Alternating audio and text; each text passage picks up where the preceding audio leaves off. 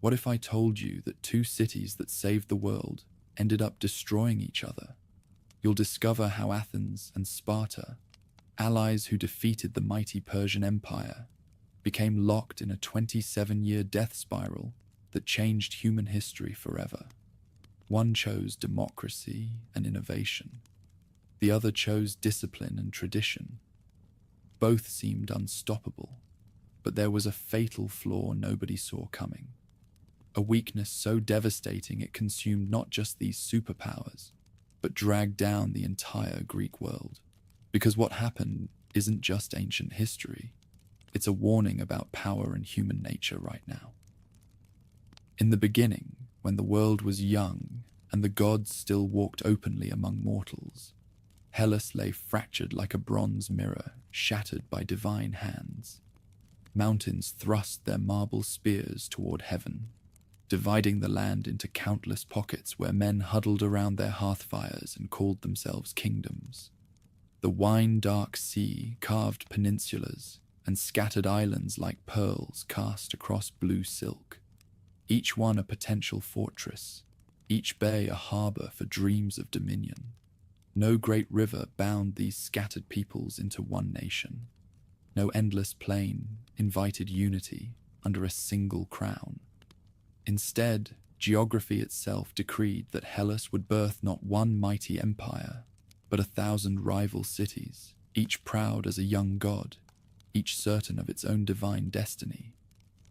Here, in this broken landscape, where every valley might hide a rival, and every mountain peak offered refuge to those who would be free, two seeds fell into soil that would nurture them toward entirely different flowering. In the northeast, where Attica's stony hills sloped down to embrace the grey waters of the Aegean, small settlements clustered around a great rock that thrust upward from the plain like an altar raised to the sky-dwelling immortals. The people called this place Athens, after the grey-eyed goddess who had won it in divine contest, and from the beginning it bore the mark of her wisdom and restless, questing spirit. Far to the south, in the fertile valley of Laconia, where the river Eurotas wound its silver course between mountain walls, another people built their hearths and raised their children under a different star. They named their settlement Sparta, the sown land, and from its earliest days it carried in its bones the memory of conquest and the stern necessity of holding what had been won by iron and blood. The stories their children heard beside evening fires shaped these peoples as surely as the potter's hands shape clay. In the northern city, the contest between Athena and Poseidon lived fresh in every telling. How the grey-eyed goddess struck the rocky hill with her spear and brought forth the first olive tree, its silver-green leaves whispering of peace and plenty. Poseidon's gift had been grander but more terrible, a spring of salt water that spoke of sea roads and distant shores, of trade and adventure, but also of storms and foundering ships. When Cecrops, the earthborn king, who was half man and half serpent, judged between these offerings, he chose wisdom over dominion, the steady light of learning over the wild freedom of the waves. In that choice lay the seed of everything the Attic city would become, a place that would value the word as much as the sword, that would seek to persuade before it sought to compel. The southern people told different tales to their children. They spoke of Heracles, the mighty, greatest of heroes, and how his bloodline flowed in the veins of their kings. They whispered of the oracle at Delphi, where Apollo's priestess breathed sacred vapors and spoke prophecies that shaped the destiny of nations. Most of all, they remembered the coming of the Dorians, those iron-armed warriors who swept down from the north, like wolves descending on the fold. From the beginning, these twin cities grew along different paths. The Attic settlement, perched on her rock like an eagle surveying the world, looked outward to the sea and the possibilities it offered. Her people learned to work gold and silver, to weave fine cloth and throw pottery of surpassing beauty. They welcomed strangers with careful courtesy, traded their oil and wine for amber from the distant north and ivory from beyond the world's edge. Merchants brought more than goods to the northern city. They carried stories of distant lands, of kings who ruled vast empires and wise men who pondered the nature of existence itself. In the agora, where farmers sold their grain and craftsmen displayed their wares, these tales took root and flowered into questions that had no easy answers. What made one man fit to rule another? Could justice be defined by something more than strength? The southern settlement grew differently, shaped by harsher necessities and grimmer choices. The valley that had seemed so fair and fertile to the conquering Dorians came with a price written in blood and iron.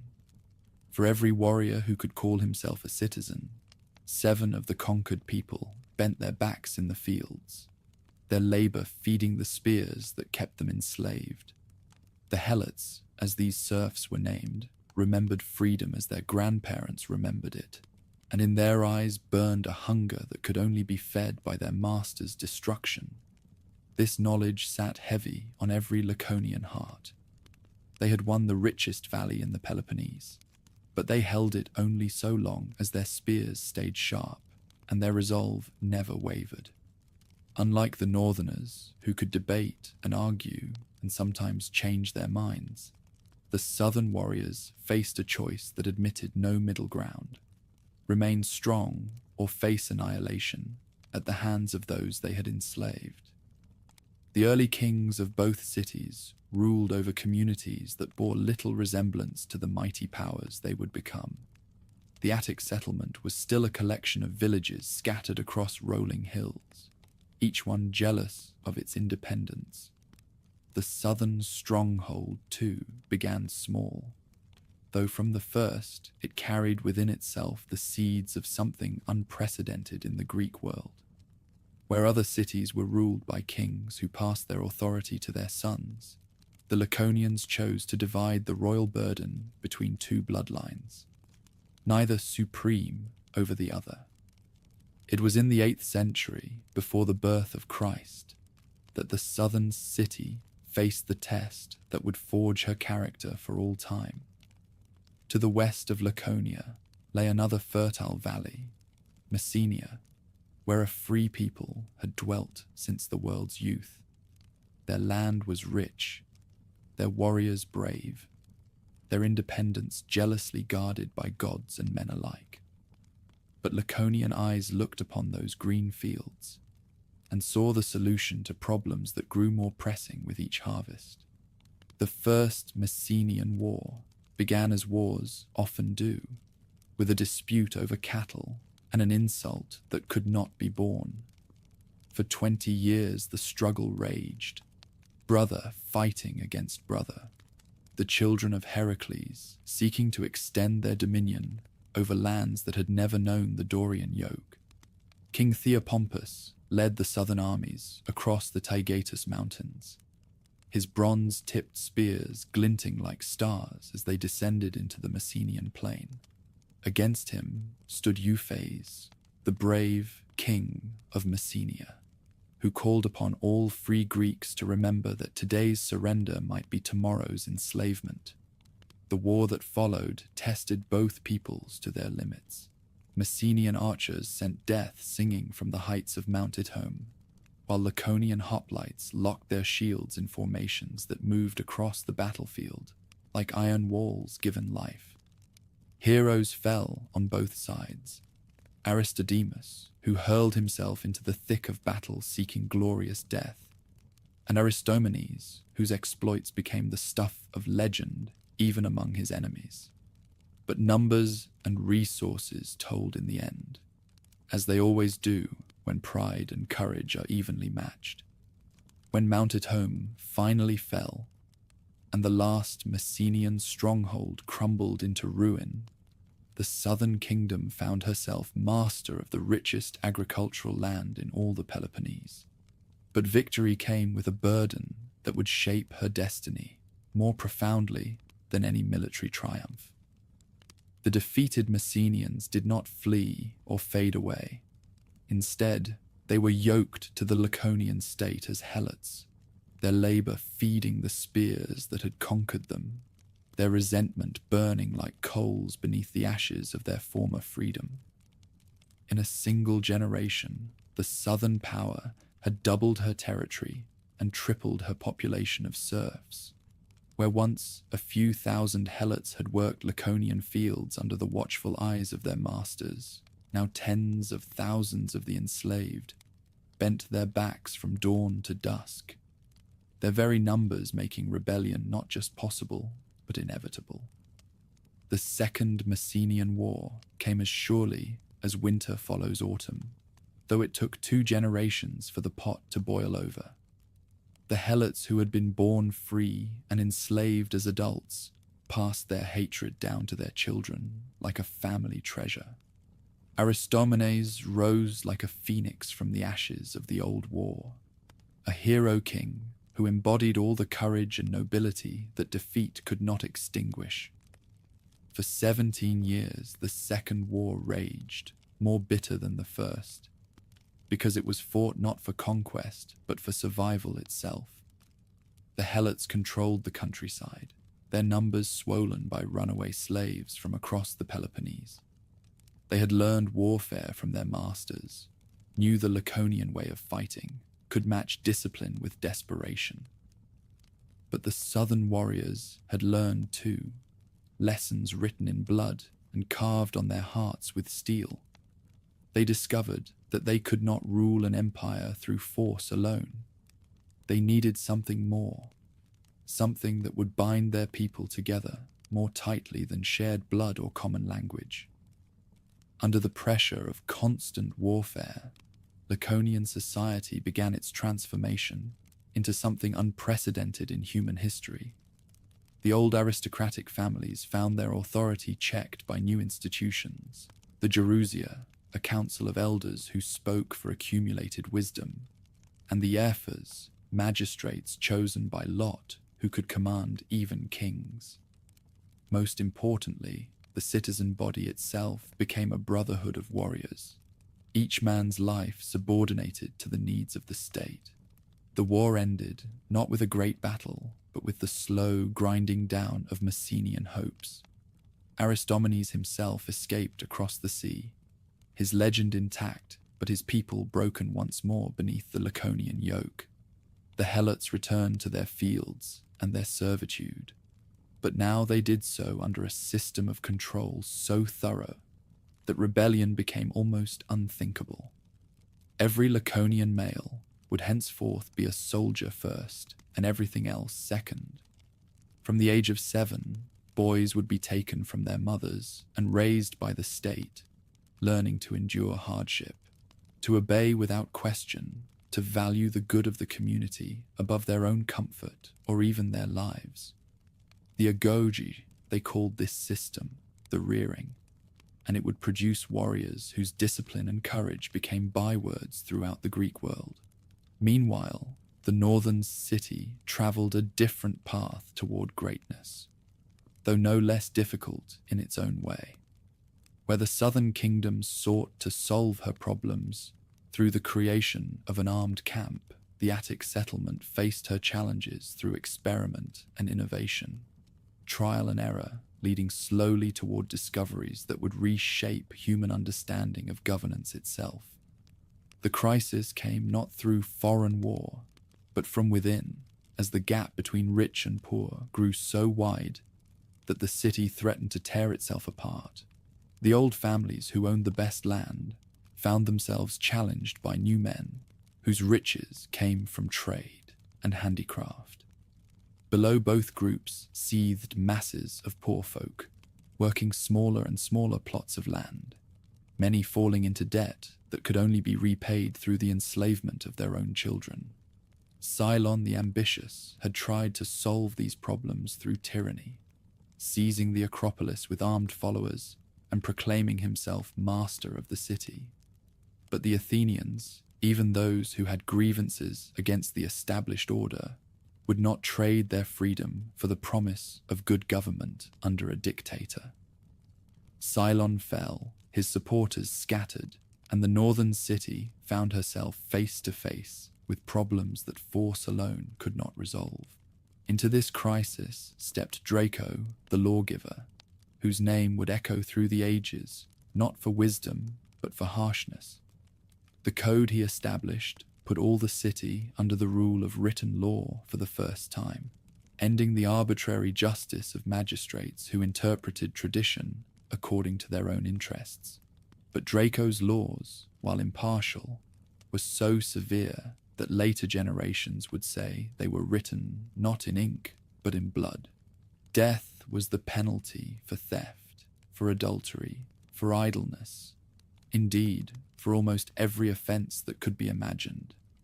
The poor who had hoped for relief from their burdens found themselves subject to punishments that made their former sufferings seem gentle by comparison. The Attic people tottered on the brink of revolution, rich and poor alike, crying out against laws that seemed designed to empty the city of everyone except the dead and the dying. Into this chaos came a man whose wisdom would point the way toward a new understanding of how free people might govern themselves without destroying each other in the process.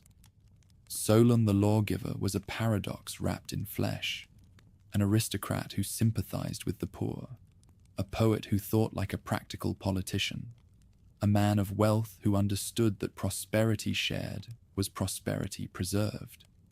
When the Athenians, desperate for any solution that might save their city from civil war, granted him unprecedented authority to reform their constitution, he used that mandate not to enrich himself or his faction, but to seek a middle way between the extremes that threatened to tear the community apart. The reforms he instituted cut to the heart of what had made the city ungovernable. The crushing debts that had reduced free folk to serfs were cancelled with a stroke of the pen. The slaves who had been Athenians before misfortune overtook them were freed and restored to their birthright.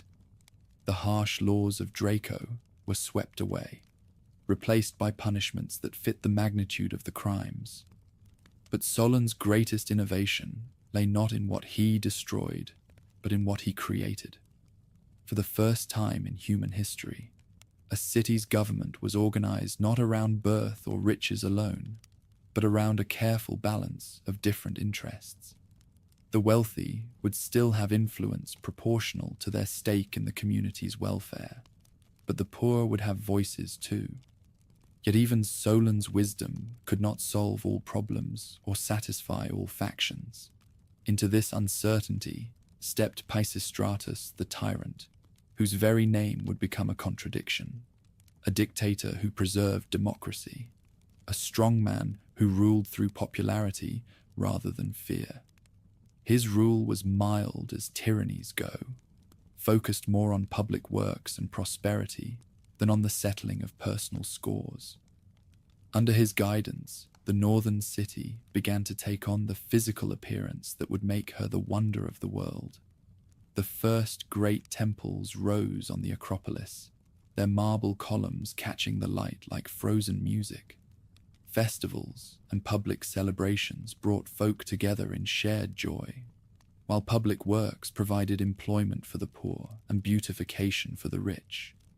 But tyranny, however benevolent, carries within itself the seeds of its own destruction. When Hippias and Hipparchus inherited their father's authority, they found that ruling free men was more difficult than their father had made it appear. The assassination of Hipparchus by Harmodius and Aristogeiton triggered a reign of terror that reminded all why their ancestors had preferred the chaos of liberty to the peace of tyranny. The end came not through revolution, but through invasion, as the Laconians, themselves hostile to tyranny in all its forms, lent their spears to the cause of Athenian freedom. Hippias fled into exile, his supporters scattered, and the northern city found herself once again face to face with the challenge of self-government. Into this transformed community came Cleisthenes the Democratic, whose reforms would complete the revolution that Solon had begun. Where the earlier lawgiver had sought balance between existing factions, Cleisthenes created entirely new structures that made faction itself irrelevant. The old tribal divisions that had perpetuated aristocratic dominance were swept away, replaced by artificial units that mixed rich and poor, urban and rural. The ecclesia, the assembly of all male inhabitants, became the supreme authority in the state, its decisions binding on magistrates and courts alike. The boule, a council chosen by lot from all the tribes, prepared the business that would come before the assembly. Most revolutionary of all, the practice of ostracism allowed the people to exile any resident who seemed to threaten the democratic order. For the first time in human history, a major city-state was governed entirely by its inhabitants, with no king or tyrant standing above the popular will. Every male resident, regardless of birth or riches, could speak in the assembly, propose laws, hold office if chosen by his fellows. By the close of the 6th century, as the old millennium gave way to the new, both communities had completed their transformation into something unprecedented in human experience. The Southern Kingdom had become a military state so perfectly organized for war that her soldiers would become the measuring stick by which all future warriors would be judged. The northern settlement had created a democracy so complete that every male inhabitant was both ruler and ruled, governor and governed. Neither city yet dominated the Greek world as they would in the century to come. That supremacy would be won through trials that would test their respective systems to the breaking point. The great invasion from the east that would force them to fight as allies. The subsequent conflict that would pit them against each other in a struggle that would reshape the Mediterranean world. But already, in these formative years, the essential characters of both cities had been established. The Attic community would face every challenge through debate and innovation, trusting in the collective wisdom of her inhabitants to find solutions that no individual mind could devise. The Laconian kingdom would meet every crisis with discipline and unity, the absolute loyalty of each resident to the state, creating a strength that no external force could break. 2 seeds had fallen into the soil of Hellas, nurtured by different soils and different seasons. Now they had grown into mighty trees, whose branches would overshadow the ancient world, whose competition would drive both to heights of achievement that neither could have reached alone. The stage was set for the greatest drama in human history, the clash between freedom and order, innovation and tradition, the word and the sword. The world was about to change, and these twin powers would be the instruments of that transformation, whether they willed it or not. Lycurgus haunts every Spartan street, his shadow falling across every decision made in the council chambers of the Southern Kingdom. Whether he was man or myth, god or mortal, no soul can say with certainty. Mists of time have wrapped his deeds in such legend that truth and tale flow together like rivers meeting the sea. Yet his handiwork stands clear as mountain peaks against the sky, carved into the very bones of Sparta, with such precision that no king could alter it, no assembly could vote it away. Some claim he walked among mortals when Troy's towers still kissed the clouds, while others place him in the age when iron first replaced bronze in warriors' hands. The Delphic oracle, speaking through Apollo's priestess in her sacred frenzy, had named him beloved of the gods, neither fully mortal nor divine, but something between, touched by immortal wisdom, yet bound to earthly clay. When he came to Laconia's valley, Sparta festered with civil strife, brother fighting brother, while their helot slaves sharpened hidden blades and whispered of freedom. Ancient aristocracy had grown soft with prosperity. their sons preferring symposiums to spear practice, poetry to the harsh discipline that had won their fathers victories. Meanwhile, common warriors grumbled at the growing gap between themselves and their betters, watching as old equality of the mess halls gave way to private luxury and individual ambition. Beneath both groups, enslaved masses waited like wolves for winter, their numbers growing while their master's unity crumbled like old bronze beneath the hammer. Into this chaos stepped Lycurgus, carrying tablets that would reshape human society more completely than any conqueror's sword. His reforms struck at the root of what had made Sparta ungovernable, the natural human desire for private wealth, individual distinction, personal comfort above communal need. What he created was not merely a new constitution, but an entirely different species of community, one that would sacrifice everything on the altar of collective strength. The great Retra, the fundamental law that Lycurgus carried down from Apollo's shrine, blazed with divine fire when he read it aloud to the assembled citizens. Its words established the framework within which all Spartan life would unfold. The assembly of citizens, the appella, would meet beneath the open sky, making decisions not through lengthy debate, but through acclamation, roars of approval or silence of dissent revealing the community's will.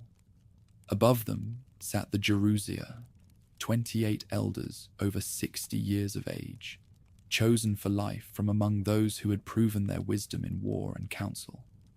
But Lycurgus achieved his masterstroke through creation of the Ephors, 5 magistrates elected annually, by lot from among all qualified citizens. These men could summon kings to account for their actions, could overrule royal commands that threatened the state's welfare, could even arrest and try rulers who forgot that they served the Commonwealth rather than their own ambitions. When kings first bowed before these common-born magistrates, the very foundations of Greek kingship trembled beneath their feet. Gold and silver vanished from Sparta like morning mist before the sun. In their place came iron bars, heated red-hot and quenched in vinegar, until they were too brittle for any use except as currency.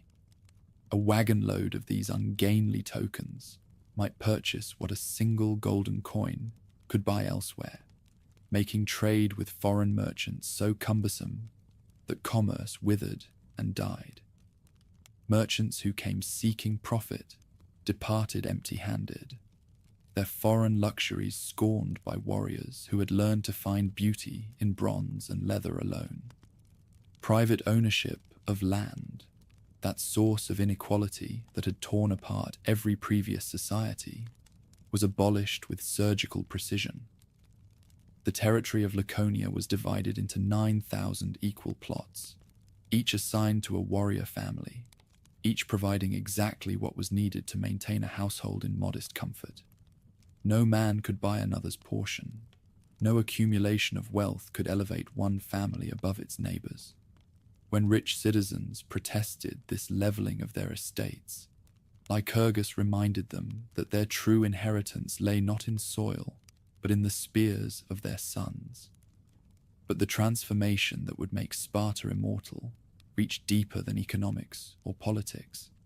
It reshaped the very nature of human development itself. The agoge, the rearing system that would turn boys into warriors and warriors into legends, began its work when children could barely walk.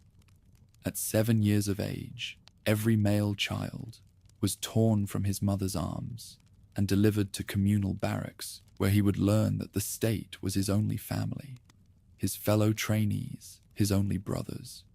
Mothers wept as their sons disappeared into the darkness of the training camps, but their tears were forbidden to flow in public.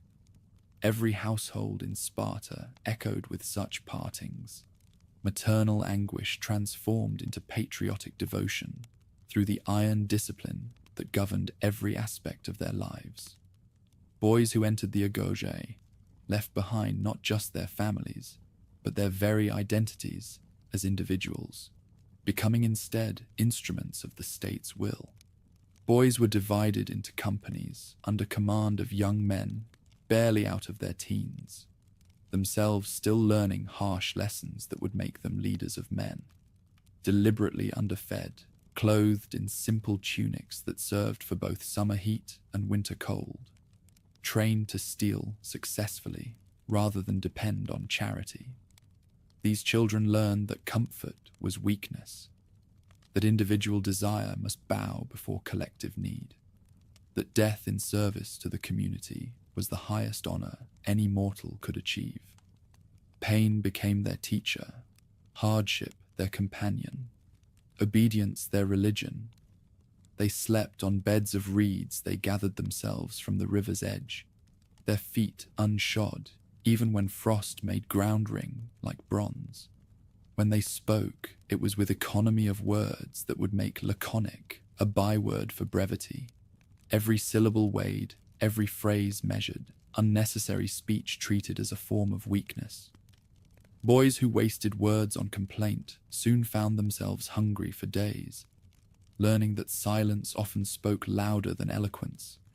The Crypteia, that most terrible of Spartan institutions, completed their education in the final year before full citizenship. Chosen from among the most promising youths, these young men were sent out into the countryside with nothing but a dagger and their wits, charged with hunting down any helot who showed signs of independence or intelligence. For a full year, they lived like wolves, sleeping by day in hidden caves, moving by night through territories they knew as well as their own heartbeats. Young warriors crouched in olive groves and mountain passes, watching for helots who spoke too boldly of the old days when their people were free. When darkness fell and the workers returned to their hovels, death came silently to those who dared remember their ancestors' independence. No mere military exercise was this, but a form of terrorism so systematic that it broke the spirit of resistance before it could take root. Helots who worked the fields learned that any sign of leadership, any flash of defiance, any whisper of rebellion, would bring death in the darkness. Young warriors learned that mercy was a luxury their state could not afford, that preservation of their way of life required constant vigilance and occasional cruelty. When they returned from their year in the wild, their eyes held the cold light of predators who had learned to kill without hatred, to destroy without passion. Yet for all its harshness, this system created something unprecedented in human experience, a warrior class whose loyalty to each other and to their common cause was absolute. When a Spartan warrior stood in the battle line, he knew with perfect certainty that men beside him would never retreat, never abandon him, never choose individual survival over collective honor. His shield bore the inscription that summarized their entire philosophy: return with this or upon it. Women of Sparta underwent their own transformation, though along different lines than their menfolk. Unlike their sisters in other Greek cities, who spent their lives confined to women's quarters and domestic duties, Spartan maidens trained their bodies as rigorously as their brothers trained theirs. They ran races, wrestled, threw javelins, their bronzed limbs gleaming with oil as they competed in festivals where modesty yielded to physical excellence. These customs served no mere indulgence in barbarian ways, but followed carefully calculated policy, designed to produce mothers worthy of warrior sons. Strong women bore healthy children, and healthy children grew into effective soldiers. When visitors from other cities gasped at the sight of female flesh, displayed without shame, Spartan women replied that they served their state's needs rather than foreign notions of propriety. Marriage customs that governed their unions reflected this same ruthless focus on the state's needs above individual desires. Young men in their 20s were paired with maidens in their teens, not through romantic courtship, but through practical arrangements designed to produce the finest possible offspring. Husbands visited their brides in darkness and left before dawn, their relationship remaining formal and distant until children proved their union's worth to the community. Property descended through the female line in Sparta, a revolutionary departure from Greek custom that had profound implications for the balance of social forces. Women controlled nearly 40% of Spartan land, making them partners rather than dependents in the great work of maintaining their society's strength. When their husbands died in battle, as many did, they did not become burdens upon their families, but rather guardians of estates that could support new generations of warriors. Apollo's priests chanted hymns that wove divine blessing through every aspect of this social order. In his great temple, where the lawgiver's bones were said to rest, golden tripods held sacred fires that burned continuously, their smoke carrying prayers for the community's strength to the ears of the immortals. The god of order and harmony received special honor as the patron who had inspired Lycurgus's wisdom, his festivals celebrating not individual achievement but collective discipline. Young warriors marched in procession through Apollo's sacred grove, their bronze armor catching sunlight like mirrors reflecting divine glory. They sang paeans that their grandfathers had sung, words that celebrated not personal heroism, but the unity that made heroism possible. Their voices rang across the valley in ancient hymns that bound past to present, making each generation guardians of traditions that must never die. Artemis, the virgin huntress, served as patroness to maidens who would become mothers of warriors. Her cult emphasized the same values that governed the Agoge: endurance of hardship, skill in the chase, loyalty to one's pack above all other considerations. When young women ran naked in her honor, their bodies painted with sacred symbols, they proclaimed their readiness to serve the community's needs rather than their own desires. Even burial customs of Sparta reflected their unique values, though death in battle was celebrated while ordinary passing was forgotten. Only warriors who died in battle and women who died in childbirth received marked graves and memorial inscriptions. All others passed into anonymity, their individual lives swallowed up in the greater glory of the state they had served. Death in service became the only path to immortality, the only way to achieve honor that made life worth living.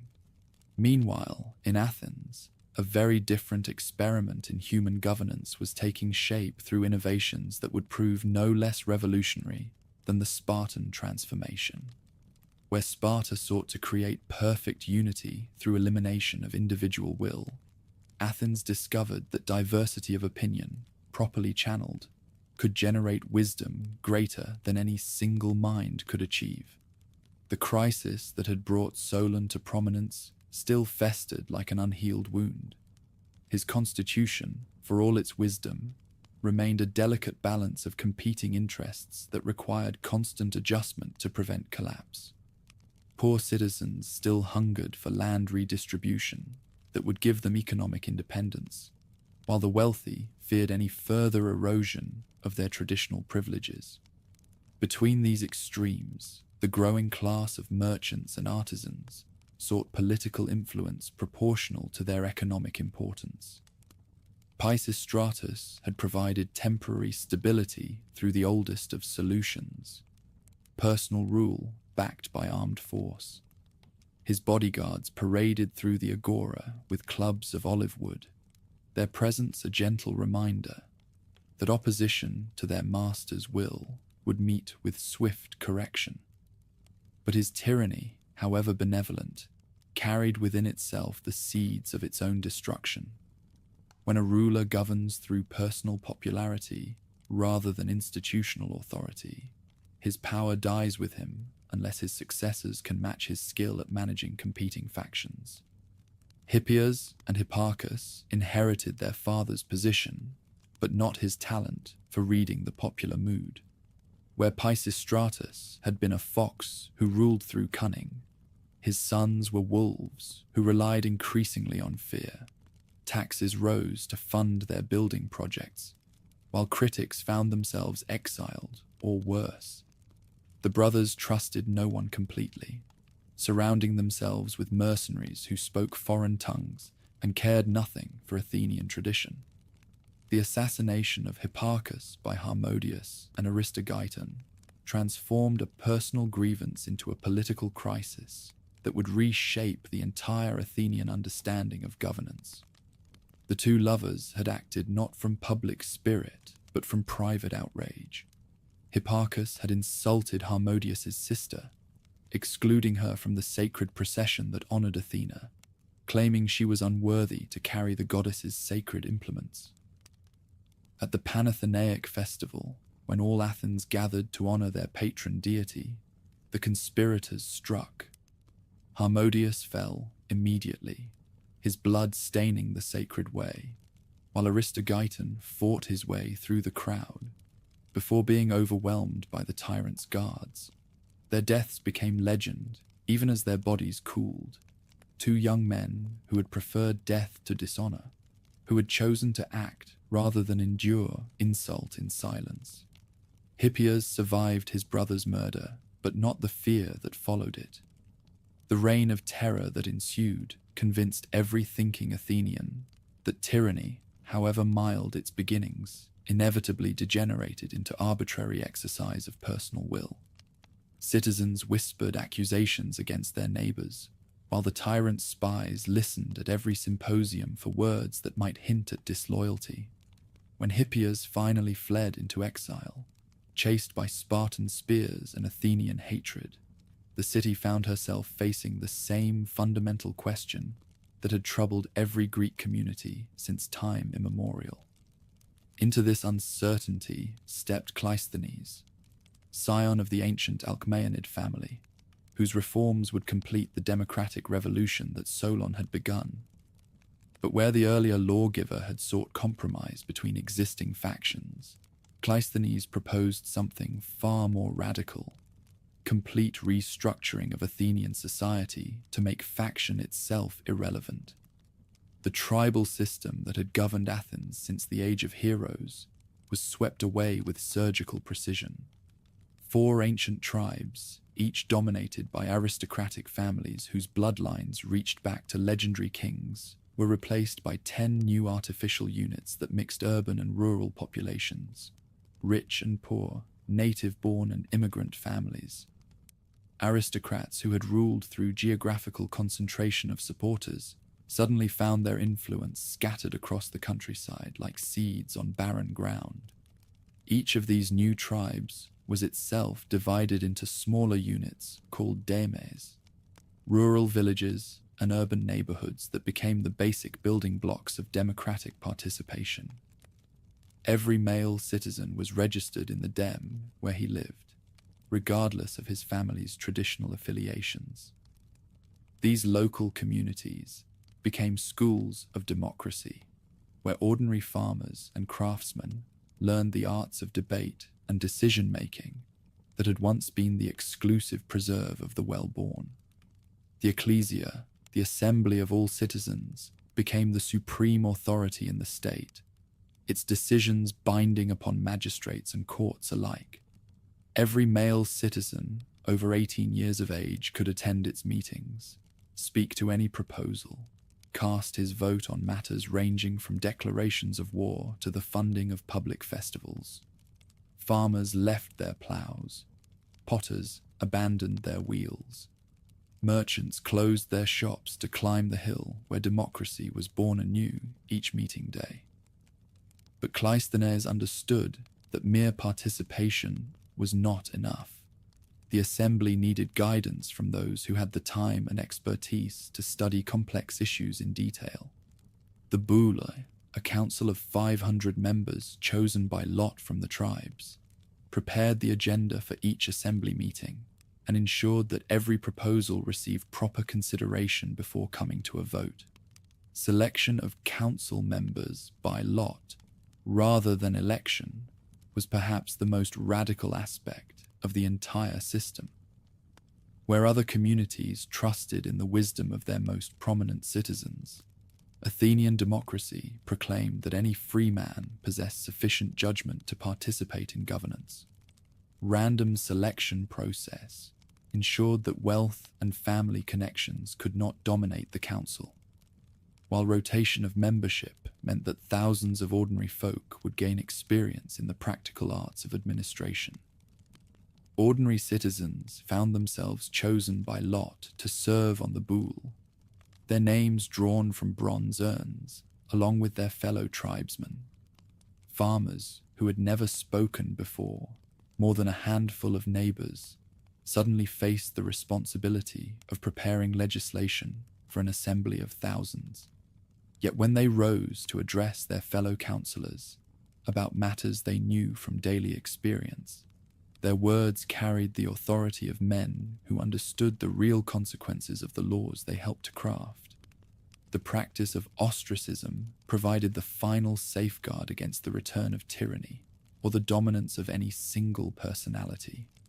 Once each year, the assembly could vote to exile any citizen for 10 years without trial or explanation. Citizens who received the most votes, provided at least 6,000 participated in the process, would leave the community within 10 days, their property protected, but their person banished until the specified time had passed. Ostraca, the pottery shards on which citizens scratched the names of those they wished to exile, littered the agora like autumn leaves after each voting. Some bore the names of prominent politicians, others carried accusations against figures who had somehow aroused popular suspicion. The randomness of it all served democracy's purpose. No man, however powerful, could feel secure in his position if the people turned against him. Such institution served multiple purposes, beyond its obvious function as a check on dangerous ambition. It provided a safety valve for popular frustration, allowing the community to remove troublesome figures without the bloodshed that usually accompanied such purges. More subtly, it reminded every politician that his influence depended ultimately upon popular goodwill rather than inherited position or accumulated wealth. Judicial system that emerged from these reforms reflected the same democratic principles that governed the political structure. Juries were chosen by lot from among all qualified citizens, with panels ranging from 200 to over 1,000 members, depending upon the importance of the case. These ordinary folk, farmers and potters, merchants and scribes, became the ultimate arbiters of justice, their collective wisdom trusted above the individual judgment of professional magistrates. Transformation of Athens was no less complete than the Spartan Revolution, though it moved in precisely the opposite direction. Where Sparta had achieved unity through elimination of individual will, Athens discovered strength through orchestration of diverse voices into a harmonious whole. Where the Spartan system demanded absolute obedience to unchanging law, Athenian democracy celebrated the capacity for growth and adaptation that came from constant debate and discussion. Yet both experiments in human governance faced similar challenges in their daily operation. The Spartan system, for all its elegance, required a level of self-discipline that pushed human nature to its breaking point. Men who had been raised from childhood to subordinate personal desire to communal need still felt the stirrings of ambition, the hunger for individual recognition, the simple wish to live for themselves rather than the state. Athenian democracy struggled with different but equally fundamental problems. How could a community make rational decisions when every citizen, regardless of his knowledge or experience, possessed an equal voice in determining policy? How could long-term planning proceed when popular assemblies might reverse previous decisions based on momentary passion or the persuasive power of clever speakers? Both systems would face their ultimate test in the trials that lay ahead. the great invasion from the east that would force them to fight as allies, the subsequent struggle that would pit their competing visions of human society against each other in a conflict that would reshape the ancient world. But already, in these formative years, the essential characters of both communities had been established. Sparta had created a society of warriors whose loyalty to each other and to their common cause was absolute, whose discipline and courage would become the measuring stick by which all future soldiers would be judged. Athens had discovered that free men, properly organized, could govern themselves without destroying each other, that the wisdom of the many could surpass the judgment of the few. Two different answers to the eternal questions of human governance now stood ready to test themselves against the challenges that fate would bring. The stage was set for a drama that would determine whether the future belonged to those who trusted in unity and discipline, or those who believed in diversity and debate, whether human societies would be shaped by the iron fist of collective will or the gentle art of democratic persuasion. Fire consumed the temples of Sardis, their marble columns cracking like bones in the heat, while smoke darkened the sky above the greatest city of Lydia. Athenian marines had helped kindle those flames in support of the Ionian revolt, their bronze spears glinting as they fought beside Greeks who had grown weary of Persian rule. But as the rebels celebrated their brief victory, messengers were already racing eastward along the royal road, carrying word of this insult to the great king himself. Darius, king of kings, ruler of 23 nations, master of territories that stretched from the Indus to the Aegean, heard the report while seated on his golden throne in Persepolis, his dark eyes fixed upon the messenger who had brought news of Greek impudence, his voice like distant thunder when he spoke. "Who are these Athenians?" The question echoed through halls where the tribute of the world was displayed, where kings prostrated themselves before divine majesty incarnate. When his advisors explained that Athens was but one among many small Greek cities scattered across the western edge of his empire, the great king's response became legend. He commanded that a servant remind him thrice daily, "Master, remember the Athenians." Each repetition of those words was a promise, an oath sworn before Ahura Mazda himself that this insult would not pass unanswered. The Ionian revolt flickered like a flame in wind before the organized might of the Persian Empire. City after city fell to the great king's generals, their walls breached by siege engines, their harbors blocked by Phoenician ships. Miletus, greatest of the Ionian cities, held out longest against the siege, her citizens fighting with the desperation of men who knew that defeat meant slavery or death. When her walls finally crumbled beneath Persian assault, the survivors were marched eastward into exile, their homeland given over to barbarian settlers. At Athens, the news of Miletus's fall struck the populace like a physical blow. In the theatre of Dionysus, when the poet Phrynichus presented his tragedy, The Sack of Miletus, the entire audience wept openly for their kinsman's fate. But tears alone could not undo what had been done, and wise men understood that the fall of Ionia was merely the prelude to a greater symphony of conquest. Darius turned his attention westward, with the patience of a god who counts mortal years as moments.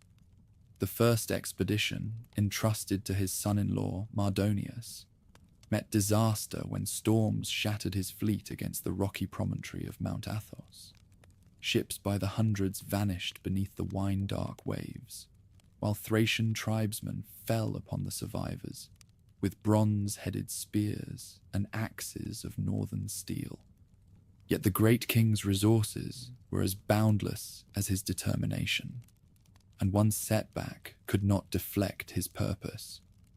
2 years later, a second expedition assembled on the plains of Cilicia. Darius had chosen new commanders for this venture: Artaphernes, his nephew, and Datis the Mede, veterans whose loyalty had been proven in a dozen campaigns. Their fleet numbered 600 ships, their army perhaps 25,000 strong, not vast by Persian standards, but sufficient to deal with scattered Greek resistance. Across the Aegean they sailed, pausing only to demonstrate Persian might to any who might consider defiance. Naxos fell without resistance, her population enslaved, her temples stripped of their treasures. Eretria on Euboea endured a brief siege before her walls were breached, her people suffering the same fate as the Milesians, exiled to the far reaches of the empire, their homeland repopulated by Persian settlers. Then came the moment all Greece had dreaded. Persian ships beached in the Bay of Marathon, their bronze-armored marines wading ashore, while cavalry disembarked from specially constructed transports. The plain that stretched inland from the beach seemed ideal for the kind of warfare at which Persian arms excelled: open ground where horse archers could maneuver freely, where disciplined infantry could deploy in the formations that had conquered half the world. At Athens, the debate raged with intensity that matched the crisis. Some voices counseled submission. Better to bend the knee now than see their city suffer Miletus's fate. Others spoke of honor and freedom, of the duty owed to the gods who had blessed their democracy. In the end, it was Miltiades who swayed the assembly, the veteran general whose knowledge of Persian ways had been earned through years of service under their banners. The great king offers us slavery dressed as peace, he declared, his scarred hands gesturing toward the east where enemy fires twinkled along the coast. But free men who yield their liberty for safety shall have neither safety nor liberty. Better to die with bronze in our hands than live with chains upon our wrists. The Athenian army that marched out to Marathon numbered barely 11,000 strong. Every hoplite the city could muster, stiffened by perhaps 1,000 Plataeans who had answered their allies' call for aid. Against them stood the veterans of Darius, men who had campaigned from Egypt to Scythia, whose bronze scales gleamed with the authority of the world's greatest empire. Yet as the two armies faced each other across the plain, something extraordinary began to unfold. Miltiades had studied Persian tactics during his years in the Chersonese, understood how their archers softened enemy formations before the infantry closed for the kill. His solution was audacious in its simplicity: stretch the Athenian line to match the Persian front, then charge before their arrows could take proper toll. The battle cry that arose from Greek throats echoed off the mountains like thunder from Zeus himself. Athena! Athens! Freedom! 10,000 voices roared as bronze-shod feet pounded across the plain, spear points gleaming like stars fallen to earth. The Persian center, strongest part of their line, held firm against the assault, their shields locked tight, their spears taking heavy toll of Greek flesh. But on the wings, where Miltiades had placed his weakest troops against the Persian flanks, desperate courage achieved what numbers could not. Athenian farmers and potters, men who had learned war only in recent years, broke through lines held by professional soldiers. The Persian formation began to buckle like bronze under too much heat, discipline giving way to confusion as the carefully planned battle dissolved into chaos. When the Athenian wings turned inward to strike the Persian center from behind, the day was won. Veterans of 20 campaigns broke and fled toward their ships, trampling their own comrades in their haste to escape the bronze points that pursued them. Some reached the transports and were pulled aboard by desperate sailors. while others drowned in the shallows as they cast away armor and weapons in their flight. Marathon became legend even as the battle raged, but its truest monument was not bronze or marble, but flesh and blood. Eucles, a professional runner in his youth, carried word of victory back to Athens, his feet flying over the mountain paths that separated the battlefield from the city. "Rejoice, we are victorious," he gasped as he collapsed in the agora, his heart bursting from the effort, his life spent to bring joy to his fellow citizens. The victory sent shockwaves throughout the Greek world. If Athens could defeat the might of Persia, perhaps the barbarians were not invincible after all. But thoughtful men understood that Marathon was only the beginning, that Darius would return with forces that would make this first expedition seem like a scouting party. At Sparta, news of the Athenian triumph arrived with the army that had set out to aid their northern neighbors. The Spartans had marched north with characteristic discipline, covering the distance from Laconia to Attica in just 3 days. But religious scruples had delayed their departure. The sacred calendar forbade military expeditions during certain phases of the moon, and not even the threat to Greek freedom could make them violate divine law. They arrived to find Persian corpses dotting the battlefield, their bronze armor being stripped by scavengers, their bodies already beginning to swell in the autumn heat. King Leonidas himself walked among the dead, studying Persian equipment and tactics with the eye of a professional soldier. "They die like other men," he observed to his companions, but his tone carried no mockery, only the grim satisfaction of one who understood that this enemy, however numerous, was not superhuman. The decade that followed Marathon was a time of feverish preparation throughout the Greek world. Darius had died while planning his revenge, but his son Xerxes inherited both throne and obsession. The new great king's resources dwarfed even his father's ambitions. Armies were summoned from every corner of the empire, fleets assembled from Egypt to Phoenicia, while engineers cut a canal through the peninsula of Mount Athos to spare future expeditions the fate that had befallen Mardonius. At Athens, Themistocles emerged as the champion of naval expansion, his silver tongue convincing the assembly to spend the windfall from new silver discoveries on ships rather than distribution to individual citizens. "Wood walls will save us," he declared, quoting the enigmatic prophecy delivered by the Delphic oracle, "not stone ones that can be breached by Persian siege engines." The program he championed was revolutionary in its scope. Athens had possessed perhaps 70 warships before Marathon. Now her shipyards rang with the sound of hammers as 200 triremes took shape beneath skilled hands. Each vessel required a crew of 170 men, training thousands of citizens in the arts of naval warfare. What had been a land power with modest maritime interests was transforming itself into a naval force that could challenge Persian supremacy at sea. Meanwhile, Sparta faced her own debates about the coming storm. Some argued that the southern kingdom should trust in her mountain barriers and allow the barbarians to exhaust themselves against more exposed targets. Others, led by Leonidas himself, insisted that Greek freedom was indivisible. If Athens fell, Sparta would face the next assault alone, with Persian bases established throughout central Greece. When Xerxes finally moved west, his forces beggar description.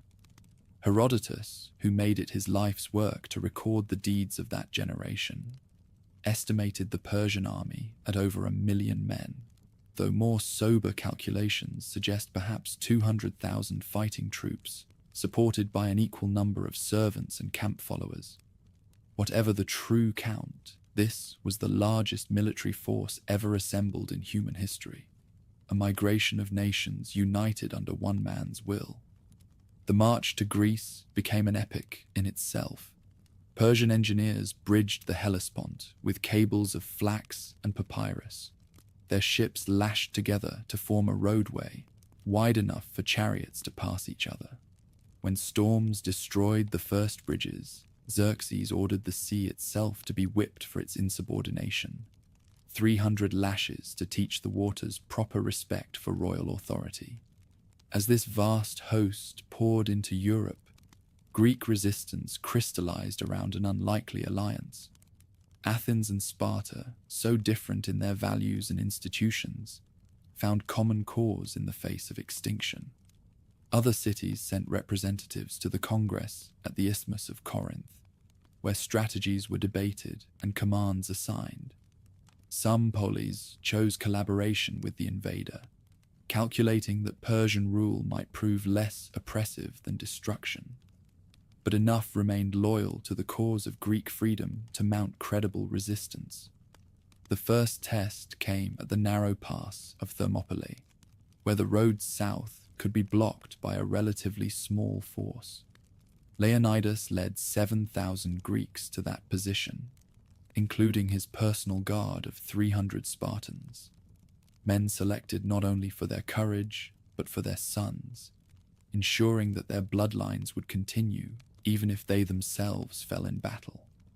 For 3 days, the pass held against every assault Xerxes could mount. Persian arrows darkened the sky like clouds of locusts, but Greek bronze turned aside most shafts, while the narrow front prevented the invaders from bringing their numerical superiority to bear. When his elite immortals charged the Greek line, they met spear points wielded by men who had trained for such moments since childhood. But geography ultimately proved stronger than heroism.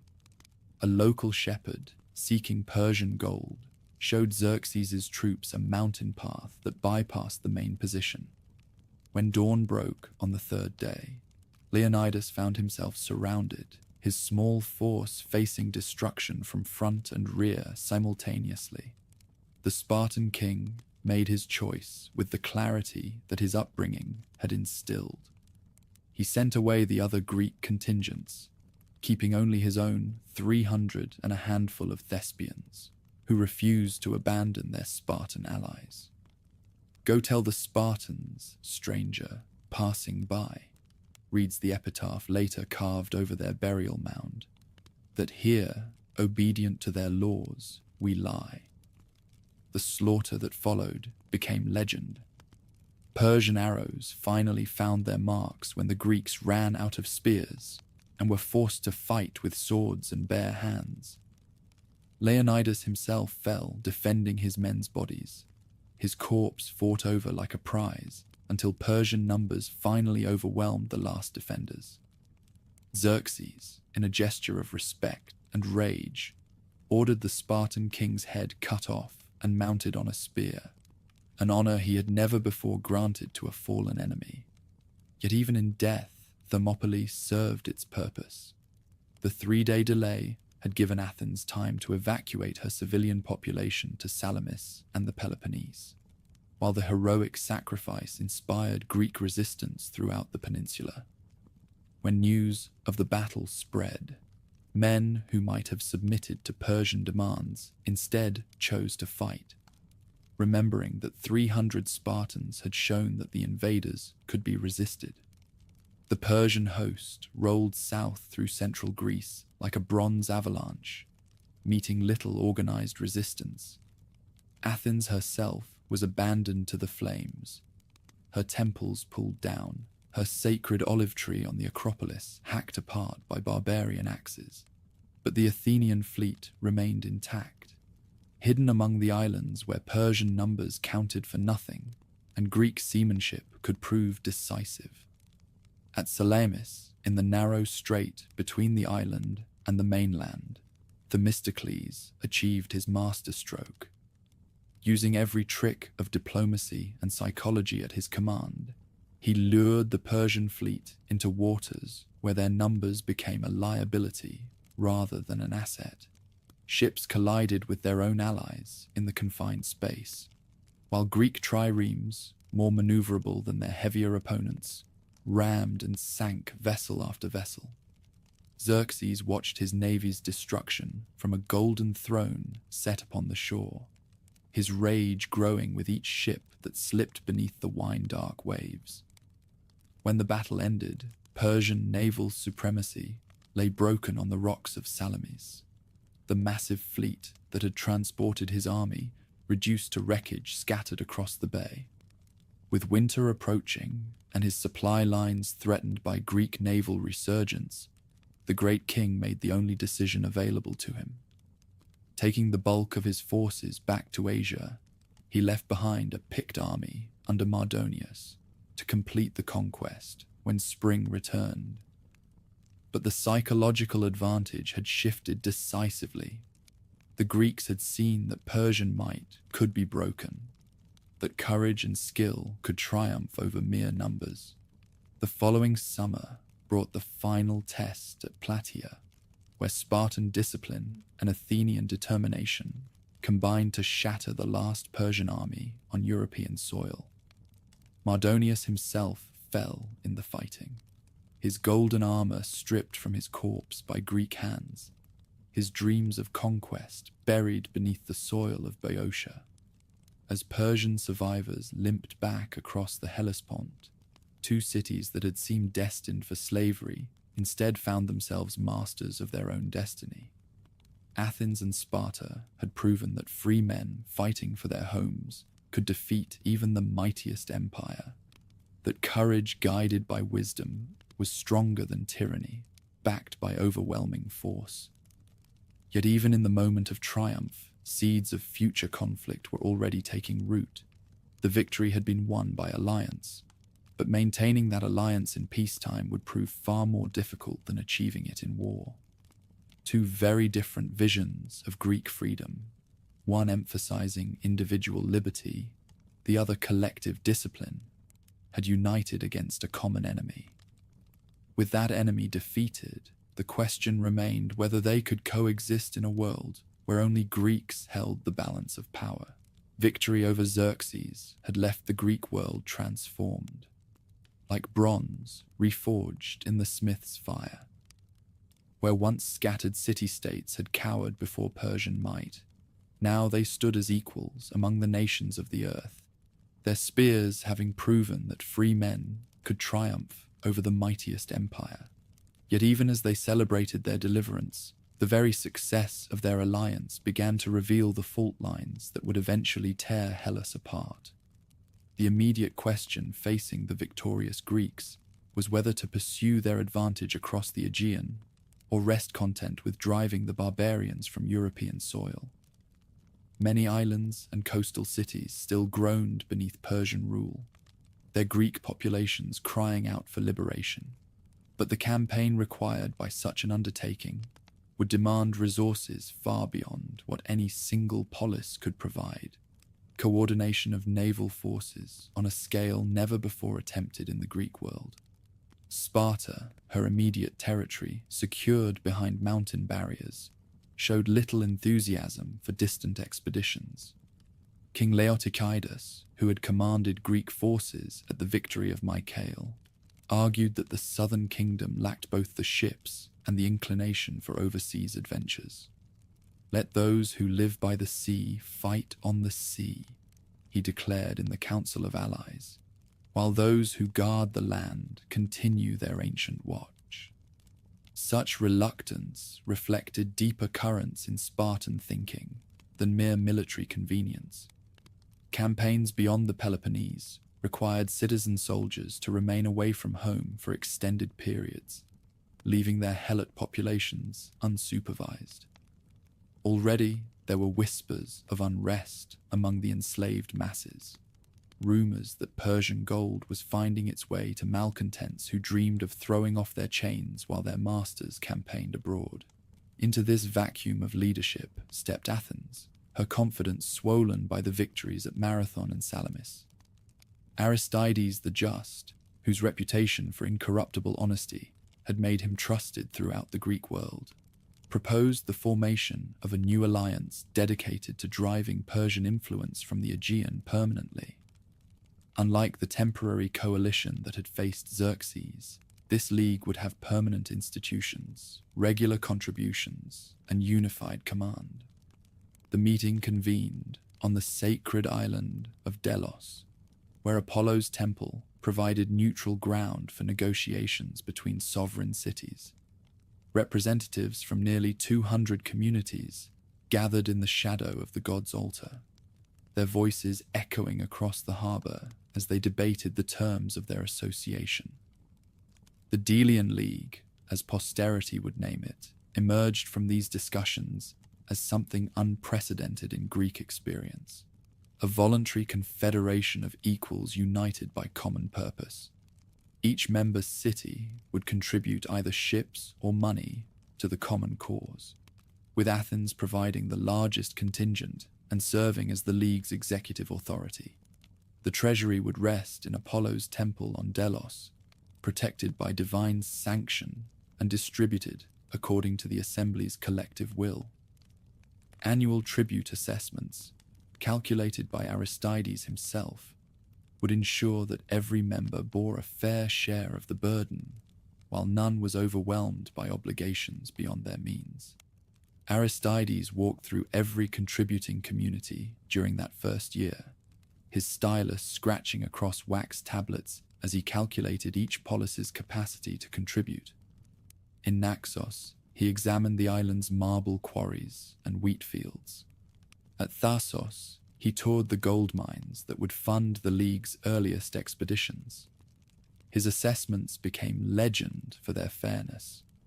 Not once did any city complain that their burden exceeded their neighbors, a feat of diplomatic skill that earned him immortal renown. The League's first campaigns met with spectacular success. Persian garrisons evacuated island after island rather than face Greek assault, while those who chose to resist found themselves overwhelmed by coordinated attacks from sea and land. Cimon, son of Miltiades, emerged as the League's premier naval commander, his tactical genius complementing Athenian seamanship to create a fighting force unmatched in Mediterranean waters. At the Eurymedon River, where the Persian fleet had sought refuge behind river bars and coastal fortifications, Cimon achieved a double victory that shattered enemy morale throughout Asia Minor. His triremes forced the river mouth while marine contingents stormed the beach, capturing or destroying 200 Persian vessels in a single day. When enemy reinforcements arrived overland, the same Greek forces that had won the naval battle turned to meet them, routing an army that outnumbered them 3-1. Such triumphs sent waves of euphoria throughout the League's membership. Persian strength, which had seemed so overwhelming during Xerxes' invasion, crumbled before determined Greek assault. City after city threw off barbarian rule, their populations greeting League forces as liberators rather than conquerors. The treasury on Delos swelled with captured loot and grateful contributions, while Athenian prestige reached heights undreamed of by their ancestors. Yet success carried its own dangers, as wise men had always understood. The League that had begun as an association of equals gradually transformed into something more resembling an empire, with Athens at its head and her former allies increasingly reduced to the status of subject cities. The transformation proceeded so gradually that few noticed its early stages, like a tide that rises imperceptibly until suddenly familiar landmarks disappear beneath the waves. The first sign of change came when several island communities requested permission to commute their ship contributions for monetary payments instead. Maintaining triremes required not only initial construction costs, but ongoing expenses for crews, supplies, and maintenance that strained smaller cities' resources. Athens readily agreed to these arrangements, using the additional funds to expand her own fleet, while her allies' naval capabilities atrophied through disuse. What seemed like practical efficiency contained the seeds of political dependence. Cities that no longer maintained warships could not easily withdraw from the League, even if they wished to, lacking the naval strength to defend themselves against Athenian retaliation. When Naxos attempted to secede after a dispute over tribute assessments, her rebellion was crushed so swiftly that other members took note. The League had become something from which departure was no longer possible. The transfer of the treasury from Delos to Athens marked another milestone in this evolution. Officially, the move was justified by security concerns. Athenian walls could protect the League's wealth better than Apollo's island sanctuary. But thoughtful observers recognized the symbolism involved when sacred funds dedicated to common purposes came under the exclusive control of a single city's magistrates. Pericles, who had emerged as Athens's dominant political figure, made no attempt to disguise the imperial nature of the relationship. "We rule the sea," he declared in the ecclesia, his words carrying across the assembly like the crash of waves against stone. Those who share in that rule's benefits must accept its obligations. Justice lies not in weakness disguised as equality, but in strength exercised with wisdom. Under his guidance, Athens embarked upon a building program that announced her supremacy to the world. The Parthenon rose upon the Acropolis like a mountain of marble and gold, its columns perfectly proportioned, its sculptures representing the pinnacle of artistic achievement. But the temple's magnificence carried a political message as clear as any military victory. This was the treasure house of an imperial power, built with tribute extracted from subject allies. Sparta watched these developments with growing unease, though her response remained characteristically measured. The Laconian kingdom had never sought to challenge Athenian maritime dominance, content to maintain her traditional supremacy on land while leaving naval affairs to others. But the expansion of Athenian influence raised questions that could not be ignored indefinitely. What would happen when imperial ambitions began to threaten Spartan interests directly? The Peloponnesian League, Sparta's own alliance system, operated on principles fundamentally different from the Athenian model. Rather than extracting tribute or demanding ship contributions, the Southern Kingdom relied upon traditional bonds of mutual defense and shared interest. Member cities retained full autonomy in domestic affairs, while accepting Spartan leadership in military matters, an arrangement that reflected the land-based nature of their confederation. Corinth, greatest of Sparta's allies, found herself increasingly caught between these competing systems. Her commercial interests demanded access to markets throughout the Greek world, many of which now lay under Athenian control. Yet her strategic position at the crossroads between central Greece and the Peloponnese made her essential to Spartan security calculations. The tensions inherent in this dual loyalty would eventually provide the spark for larger conflagrations. Trade disputes that might once have been settled through negotiation or arbitration now carried political overtones that threatened to escalate into military confrontation. When Athens banned Megarian merchants from her markets throughout the empire, ostensibly in retaliation for border violations, the economic warfare struck at the heart of interstate commerce.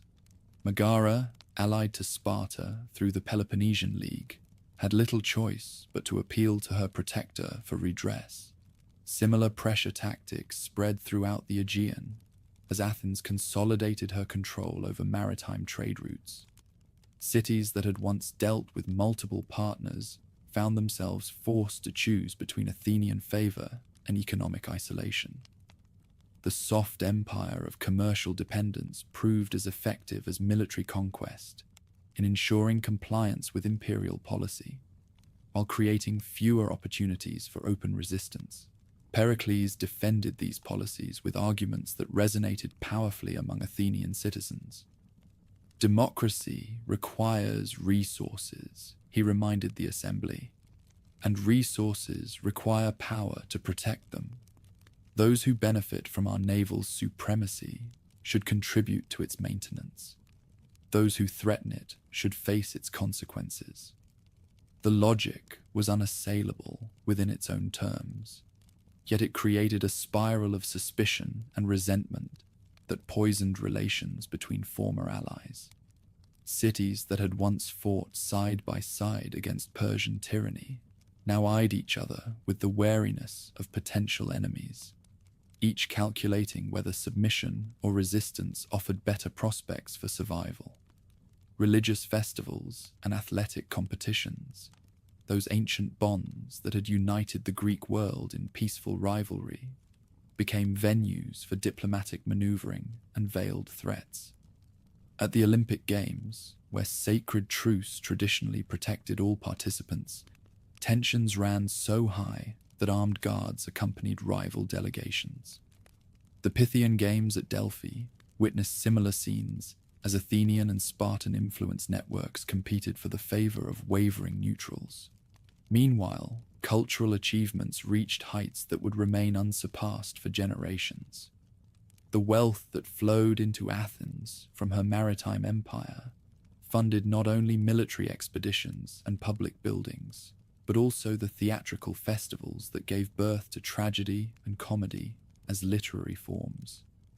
Aeschylus, Sophocles, and Euripides crafted dramas that explored the deepest questions of human existence, while audiences gathered in the theatre of Dionysus witnessed the premiere of works that would outlive the civilization that created them.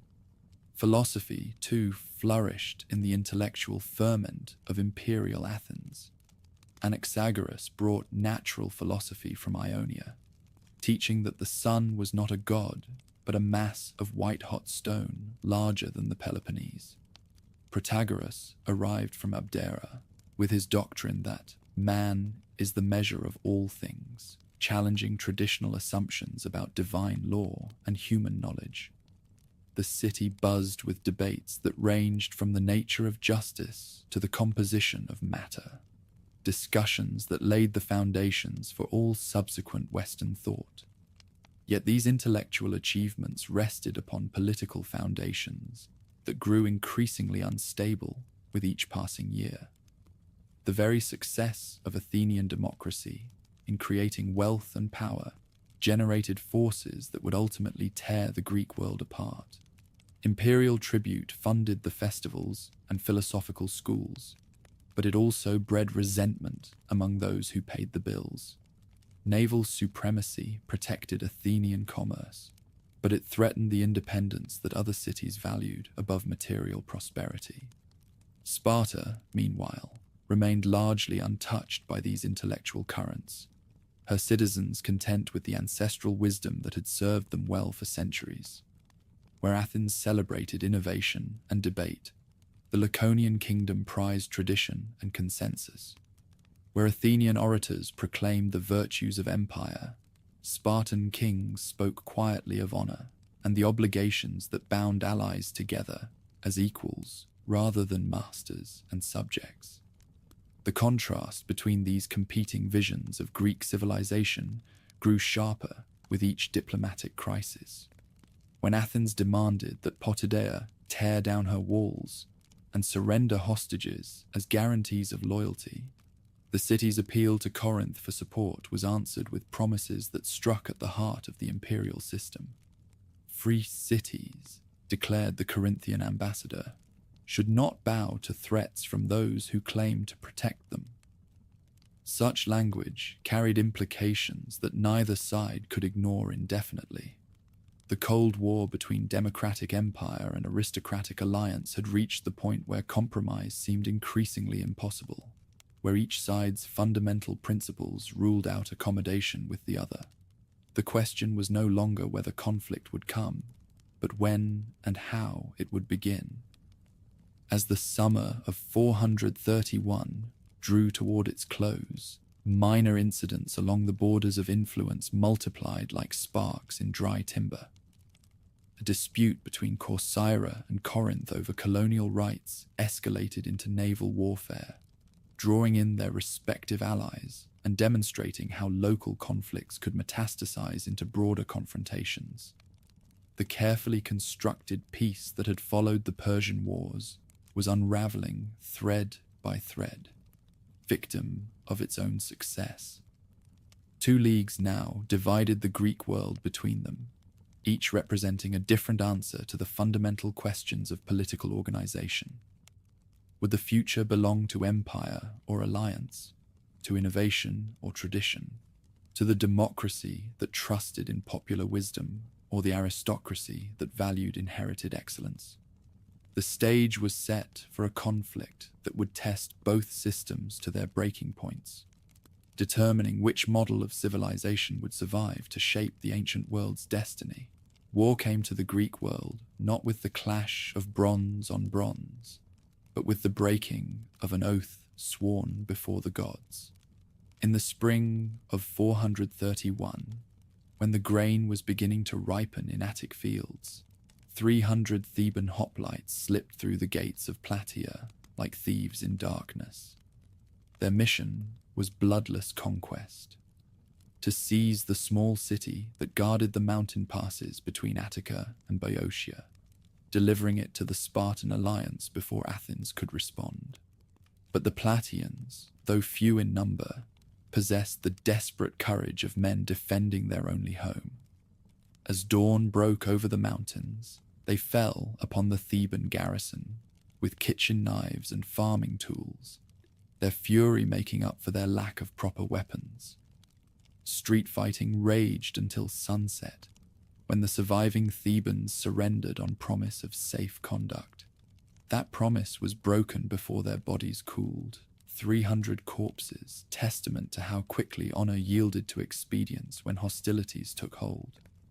King Archidamus of Sparta received word of the massacre while sacrificing to the gods on the frontier of Attica.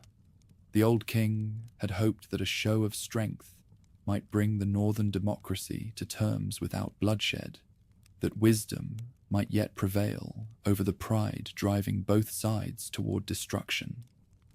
But the Plataean slaughter had made negotiation impossible. Theban blood cried out for vengeance, while Athenian defiance proclaimed that no threat could bend their will. The Laconian army that crossed into Attica numbered over 60,000 men, the largest host ever assembled under southern banners. Hoplites from every city of the Peloponnesian League marched in their bronze panoply, their shields blazing in the summer sun like fallen stars scattered across the earth. Behind them came the helots who would dig the siege works and carry the supplies, their presence a reminder that this conflict involved not just free citizens, but entire populations bound to their master's fate. Pericles watched the invasion from the walls of Athens, his face carved from marble as enemy campfires twinkled across the plain, where his fellow citizens' farms lay abandoned. The strategy he had convinced the ecclesia to adopt was as ruthless as it was logical. Let the southerners ravage the countryside, while the naval empire provided food and wealth enough to outlast any siege. Behind the long walls that connected city to harbor, the democracy would prove that sea power trumped land power in the new age of warfare. But strategy, conceived in cool deliberation, felt different when experienced in summer heat, with 60,000 enemies camping within sight of the Acropolis. Refugees from the countryside crowded every available space within the walls, their livestock penned in sacred groves, their household goods stacked in temple courtyards. The stench of too many bodies in too small a space, mixed with smoke from enemy fires to create an atmosphere thick with misery and barely suppressed rage. Young men pressed against the gates like water against a dam, their voices rising in demands that they be allowed to march out and drive the invaders from Attic soil. Are we mice to cower in holes while our enemies feast in our fields? Shouted Cleon, the tanner, his words echoing the frustration that burned in every citizen's heart. But Pericles held firm to his design. knowing that a single defeat in open battle could undo everything that generations had built. The Southerners, for their part, found conquest more elusive than they had anticipated. Attica's farms could be burned and her olive groves cut down, but the city herself remained untouchable, behind walls that stretched from the Acropolis to the sea. Each morning, triremes sailed out to raid Peloponnesian coasts, striking at allied cities with the swiftness of hawks diving on prey. What had seemed like certain victory began to feel like an exercise in futility as weeks passed without decisive result. Archidamus withdrew his troops as autumn approached, the campaign season ending without the dramatic resolution both sides had expected. But the pattern was set. Each summer would bring invasions of Attica, while the northern fleet carried hostilities to every corner of the Peloponnese. The conflict that leaders had thought might last a single season stretched into years as both sides discovered that their opponent's strength lay precisely where their own was weakest. In the second year, catastrophe struck the democracy from an unexpected quarter. Plague, that most democratic of killers, arrived with a merchant ship from Egypt, its invisible arrows more deadly than any Spartan spear. The disease spread through the crowded city like fire through dry timber, striking down rich and poor alike, while doctors fled in terror from symptoms they could neither understand nor treat. Bodies piled up in the streets faster than they could be burned, while the living abandoned all pretense of piety or law, in their desperation to snatch whatever pleasure remained before death claimed them too. Thucydides, who survived the pestilence himself, would later write that it killed not just men, but the very foundations of civilized society, reducing the great city to a charnel house where might made right, and the gods seemed to have abandoned their worshippers entirely. Pericles himself fell victim to the disease in the third year, his death marking the end of an era when giants had shaped the destiny of nations. With him died the patient approach that had kept the northern democracy from hazarding everything on a single throw of the dice. Younger men, their blood heated by years of frustration, clamored for bolder strokes that would bring the struggle to a decisive conclusion. Cleon emerged as the voice of this new generation, his leather worker's hands gesturing dramatically as he addressed the popular gathering from the speaker's platform. Pericles counseled patience, he declared, his voice carrying across the agora like the crack of a whip. But patience profits only those who lack the strength to seize triumph. We have the finest navy in the world. Why do we not use it to strangle our enemies, rather than merely irritate them? The ecclesia that had once listened reverently to Pericles' measured wisdom now thrilled to Cleon's promises of quick triumph. When the Mytileneans rebelled against imperial rule, seeing opportunity in the empire's distress, the popular mood demanded vengeance that would serve as an example to other potential rebels. The debate that followed would be remembered as long as men studied the dangers of democracy unchecked by wisdom. Mercy is a luxury for the strong, Cleon argued, when some voices counseled moderation. These rebels knew the price of failure when they chose treachery over loyalty. Let every city in our empire see what comes of defying the northern democracy. The men executed, the women and children sold into slavery, their land given to our own colonists. But Diodotus rose to oppose this council of blood, his words cutting through the crowd's fury like a blade through silk. Justice demands punishment, he acknowledged, but wisdom demands that punishments serve our interests rather than merely satisfy our anger. Dead rebels pay no tribute, while cities driven to desperation fight with the courage of men who have nothing left to lose. The vote was closer than anyone had expected. By a handful of bronze tokens, mercy triumphed over vengeance. A second trireme raced across the Aegean to countermand the first vessel's orders, arriving just hours before the massacre was scheduled to begin. Mytilene's population was spared, though her ringleaders paid with their lives, and her walls were torn down as a reminder of imperial displeasure. Yet even as the northern democracy debated mercy for rebels, her generals were achieving triumphs that seemed to vindicate Cleon's aggressive approach. At Pylos, where Demosthenes had fortified a rocky promontory on the Messenian coast, a detachment of Laconian hoplites found themselves trapped on the island of Sphacteria by naval power. For the first time in memory, Spartans faced the choice between death and surrender, a dilemma that struck at the very heart of their military mystique. The siege dragged on through the summer as both sides recognized the immense stakes involved. If the trapped soldiers died fighting, they would join the immortal company of heroes who had perished at Thermopylae. But if they surrendered, the legend of southern invincibility would crumble like bronze in acid, demonstrating to the world that even the sons of Lycurgus were mortal men who valued life above honor when the choice was forced upon them. Cleon himself sailed to Pylos to oversee the operation, boasting in the popular gathering that he would return within 20 days with either captives or corpses.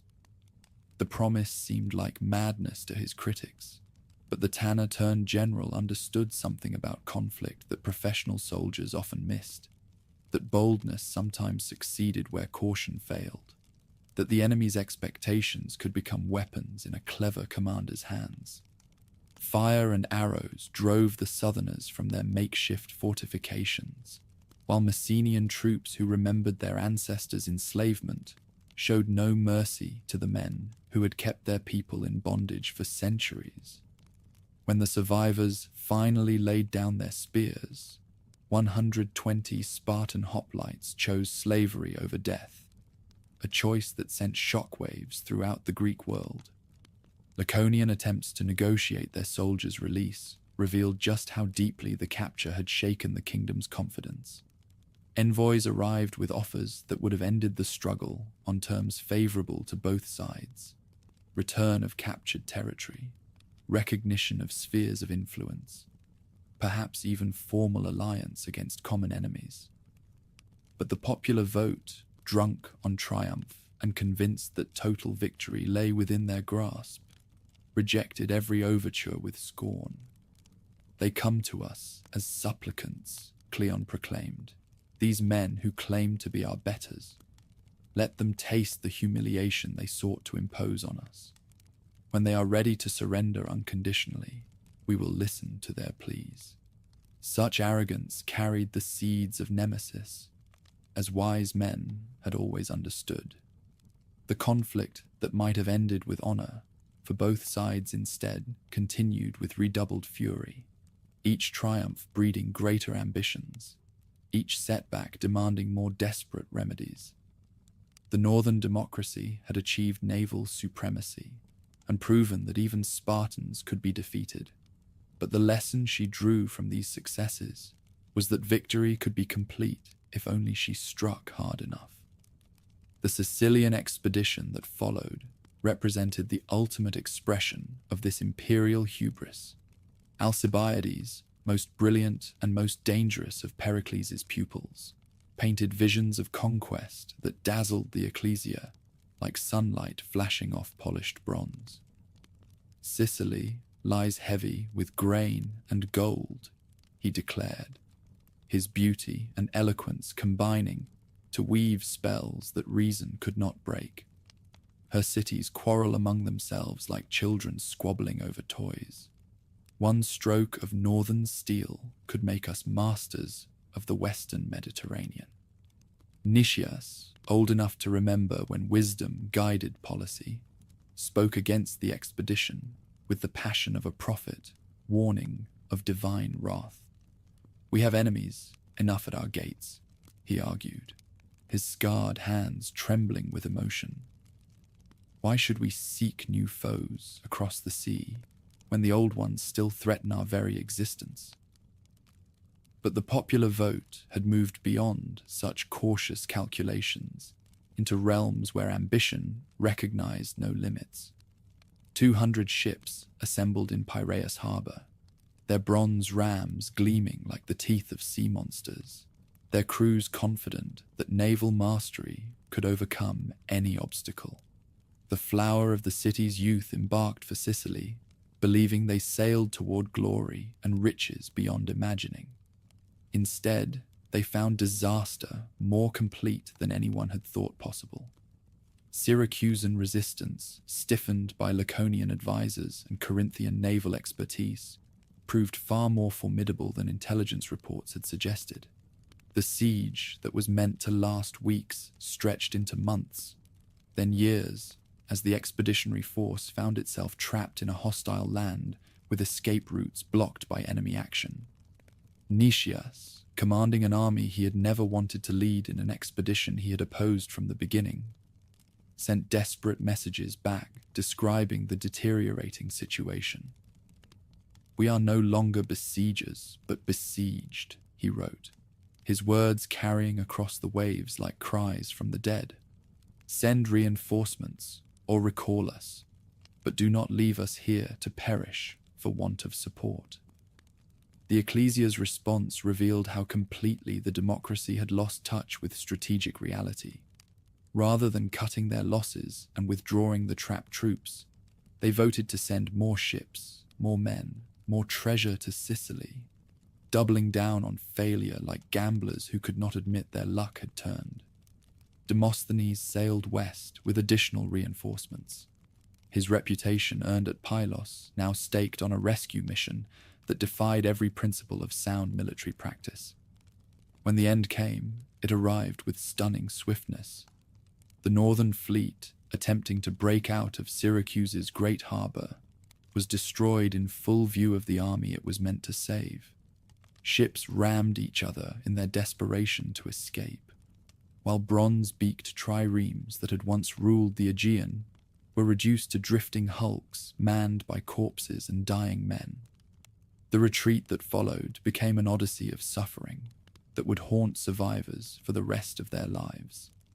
40,000 began the march inland, seeking escape routes through mountain passes controlled by hostile tribes. Fewer than a tenth reached safety. The remainder scattered across Sicily as slaves or left their bones to bleach under alien skies. Nicias and Demosthenes, the generals who had led this host to destruction, met their deaths with whatever dignity remained to them. Captured while trying to rally their broken troops, they were executed despite Syracusan promises of quarter. A final betrayal in a campaign defined by miscalculation and misfortune. News of the catastrophe reached the northern democracy like a thunderbolt from a clear sky. The empire that had seemed invincible just months before suddenly faced the prospect of total defeat, her dominions crumbling as subject cities sensed weakness and rebelled against their imperial masters. Sparta, meanwhile, found new hope in Athenian misfortune and new allies willing to support a struggle that now seemed winnable. The conflict that had begun with such confidence on both sides had become a struggle for survival in which neither could afford mercy for the other. What remained was to determine whether democratic resilience or oligarchic persistence would prove stronger in the trials that lay ahead, whether freedom or discipline would emerge from the ruins of the greatest struggle the world had ever seen. The Sicilian disaster had broken Athens like a hammer striking glass, her imperial fleet lying at the bottom of Syracuse's harbor, while her finest men rotted in Sicilian quarries. Yet the democracy that had seemed doomed to extinction proved more resilient than her enemies had dared hope or fear. From the ruins of her naval supremacy, she began the slow work of rebuilding, melting down temple treasures to fund new ships, while calling upon allies who still remembered the bonds forged in resistance to Persian tyranny. But this phoenix-like resurrection came at a price that transformed the very nature of Athenian society. The moderate democracy that Pericles had guided gave way to something harsher, more desperate, willing to embrace any expedient that promised survival.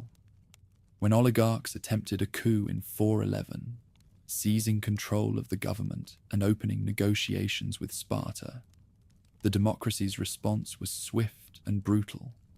Exile for the conspirators, confiscation of their property, and a reign of terror that reminded all citizens what happened to those who betrayed the popular will.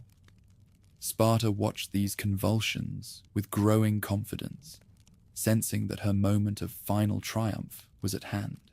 But victory in the great conflict required resources that the Laconian kingdom had never possessed: ships to challenge Athenian naval power, gold to fund extended campaigns beyond the Peloponnese.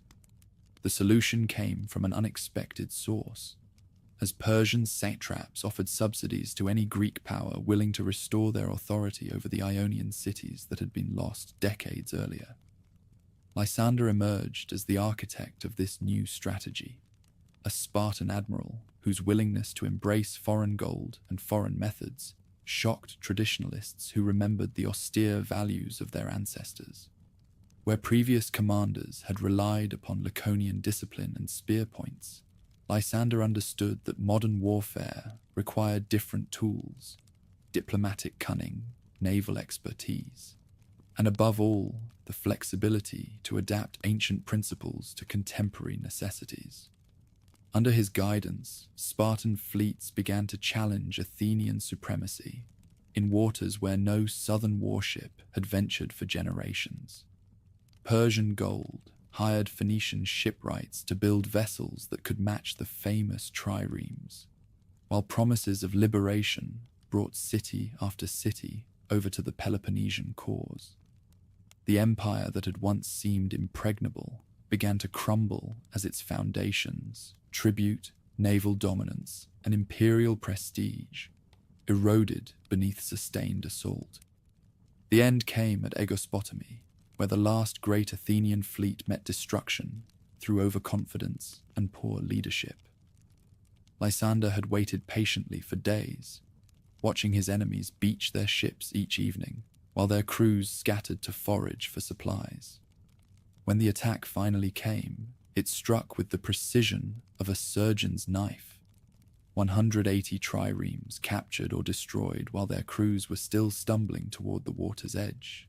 Conon, the sole Athenian admiral to escape the catastrophe, sailed directly to Athens with news that struck the city like a physical blow.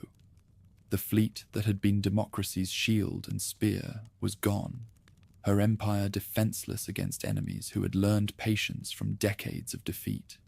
As word spread through the agora, citizens wept openly for sons and brothers who would never return, while women tore their hair and beat their breasts in grief that knew no consolation. The siege that followed was brief but decisive. Spartan armies invested the city by land, while Peloponnesian ships blocked her harbors, cutting off the grain supplies that had sustained the democracy through previous ordeals. Within months, famine stalked the streets where philosophers had once debated the nature of justice, while children with swollen bellies begged for scraps outside houses, where imperial wealth had once flowed like water. In 404, Athens surrendered unconditionally, her long walls torn down by men who sang hymns of liberation as they wielded the hammers. The democracy that had challenged the might of Persia and ruled an empire stretching from the Black Sea to Sicily was reduced to a single city, her imperial ambitions buried beneath the rubble of her fortifications. But Sparta's triumph carried within itself the seeds of future troubles, as wise men had always predicted. The kingdom that had spent centuries perfecting the arts of land warfare now found itself master of a maritime empire it neither understood nor truly desired. Islands that had once paid tribute to Athens now looked to Laconian magistrates for governance, while commercial disputes that required diplomatic finesse fell to men trained only in the harsh simplicities of military command.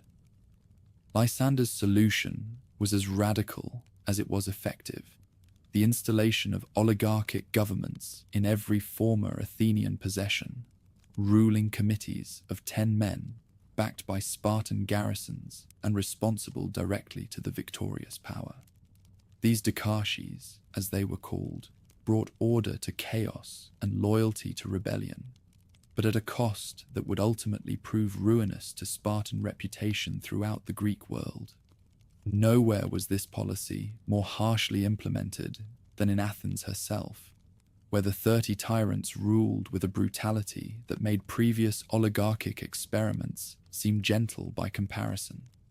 Critias, their leader, had learned his political philosophy from Socrates, but applied those lessons with a cruelty that would have horrified his teacher. Under his guidance, the new regime embarked upon a systematic purge of democratic supporters, their property confiscated to fund the oligarchy, while their blood watered the soil of Attica.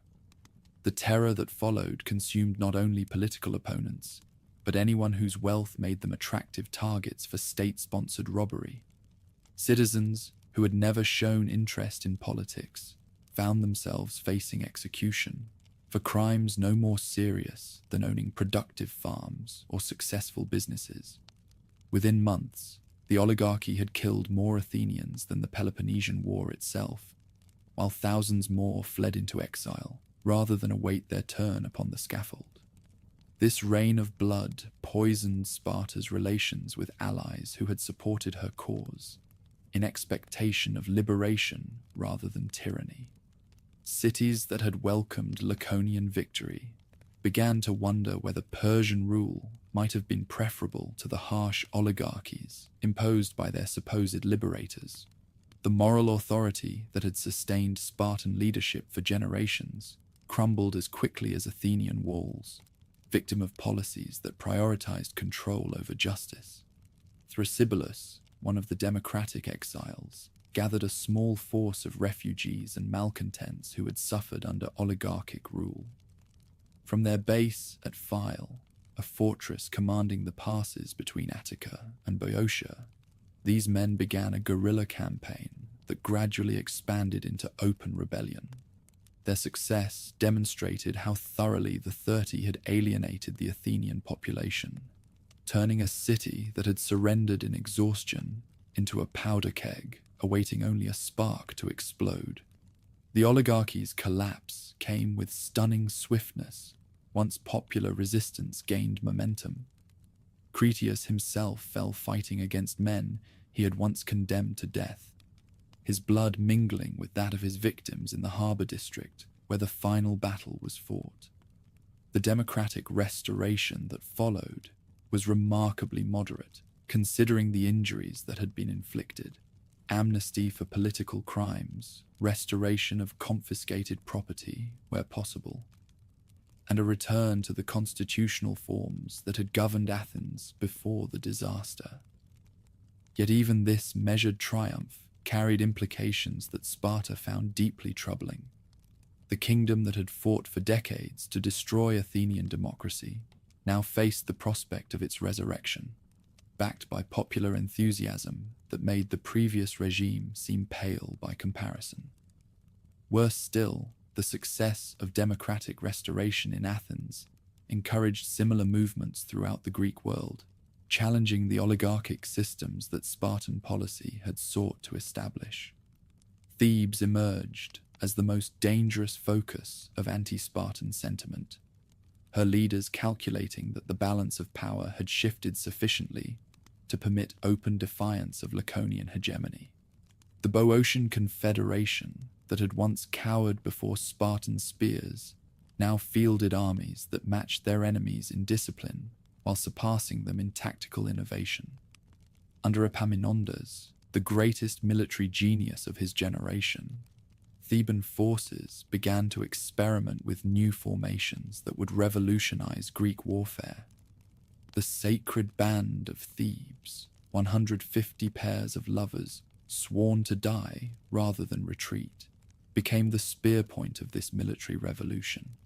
These men, bound by ties stronger than mere patriotism, fought with a ferocity that even Spartans respected, their bronze-tipped phalanx driving through enemy lines like a wedge-splitting wood.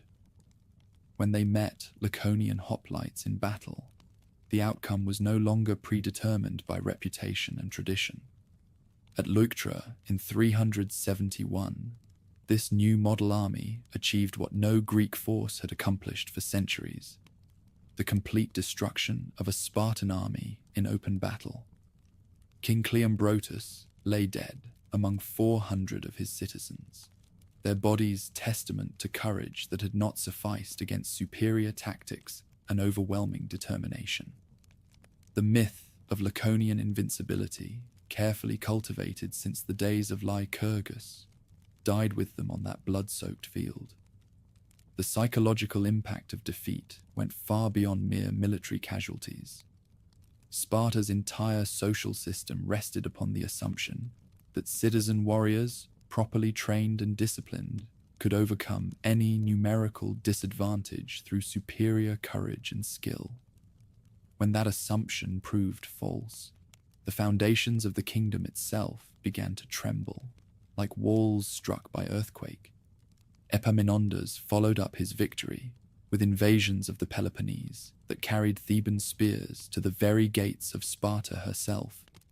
For the first time since the Persian Wars, enemy armies trampled through Laconia, while the city's defenders huddled behind hastily constructed fortifications. The Helots, who had labored for centuries under the lash, saw their opportunity for revenge and rose in rebellion, while Messenian exiles returned to reclaim the lands their grandfathers had lost. The liberation of Messenia struck at the economic heart of Spartan power more effectively than any military defeat.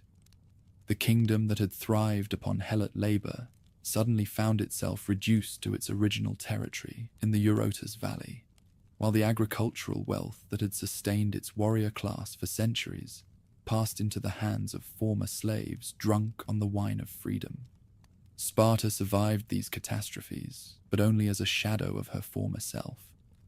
The citizen population that had once numbered 8,000 fighting men dwindled to fewer than 1,000, their ranks depleted by constant warfare and the rigid social system that prevented any expansion of the privileged class.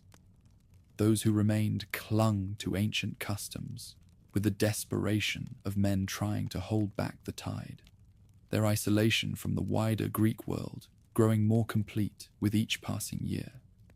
The hollow victory over Athens had cost Sparta more than defeat might have done, revealing the contradictions inherent in a system designed for one purpose: military excellence, being forced to serve ends for which it was fundamentally unsuited.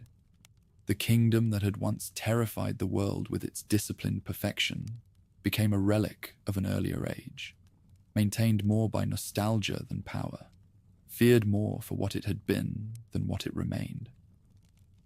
As the 4th century dawned, both great cities that had shaped the course of Greek history found themselves diminished, their rivalry having consumed the strength that might have preserved their independence against the barbarian powers gathering beyond Hellas's borders.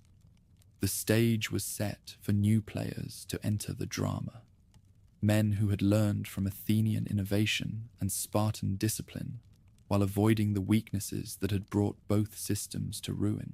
The sun set crimson over Mantinea as Epaminondas breathed his last, the spear point that had pierced his chest taking with it the last hope of Theban supremacy. Around him lay the flower of Boeotian youth, their blood darkening the soil where they had sought to complete the revolution that Leuctra had begun. With their general's death in 362, the brief moment when Thebes had threatened to unite Greece under her hegemony flickered out like a candle in the wind. Athens and Sparta, those ancient rivals whose struggle had convulsed the Greek world for 3 decades, found themselves spectators to this final act of the drama they had begun. Both cities had contributed troops to the coalition that faced the Thebans at Mantinea.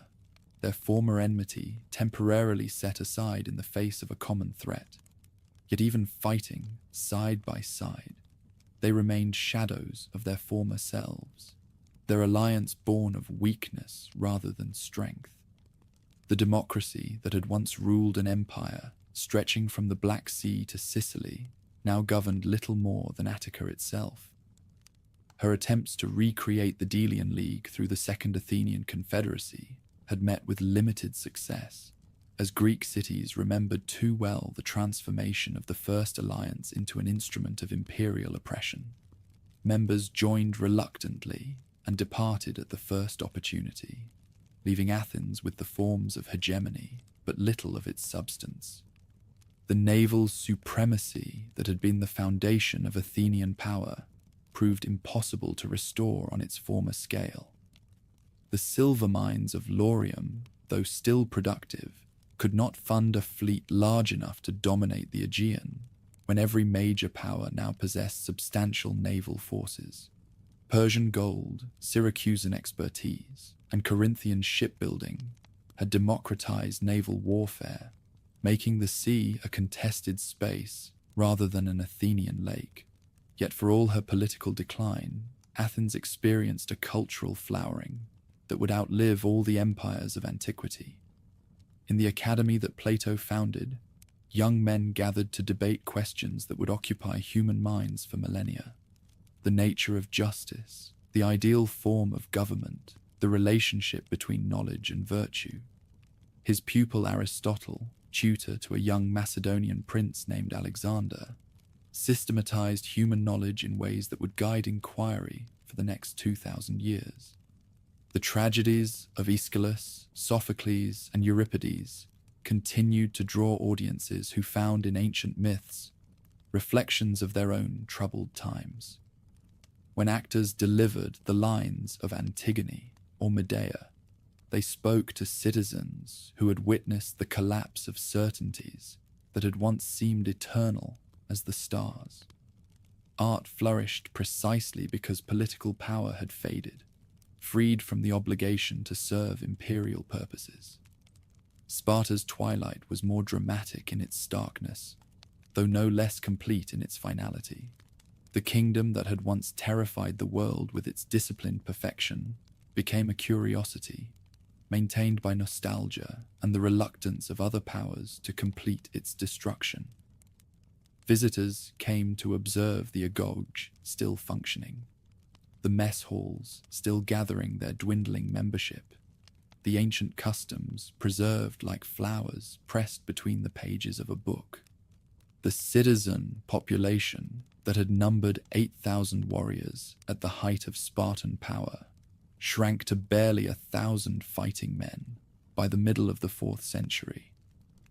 Constant warfare, the earthquake of 464 that had killed thousands, and the rigid social system that prevented recruitment from outside the narrow circle of privilege had combined to create a demographic disaster from which recovery proved impossible.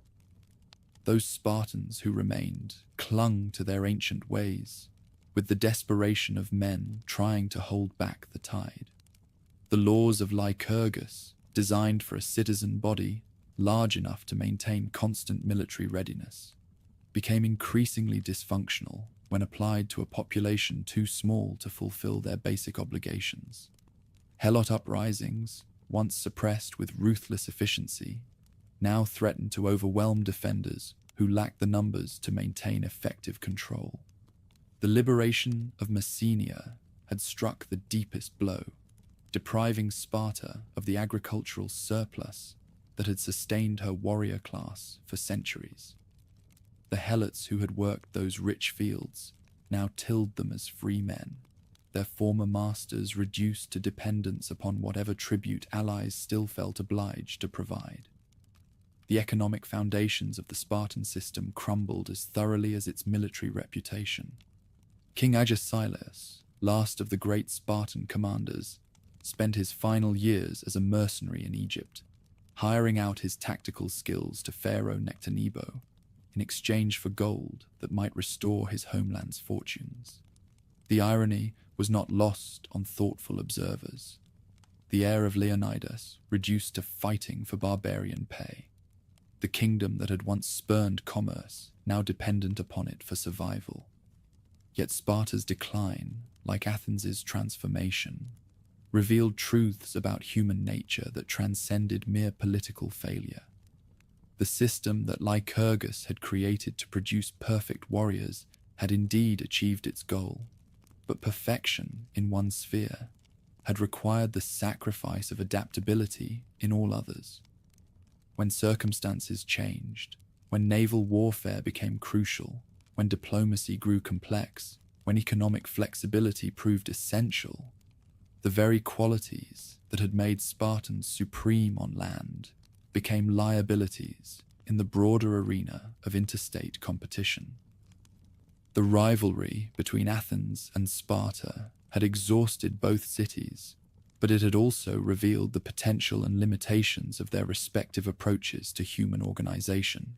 Democracy had proven capable of extraordinary achievements when guided by wise leadership and sustained by imperial wealth.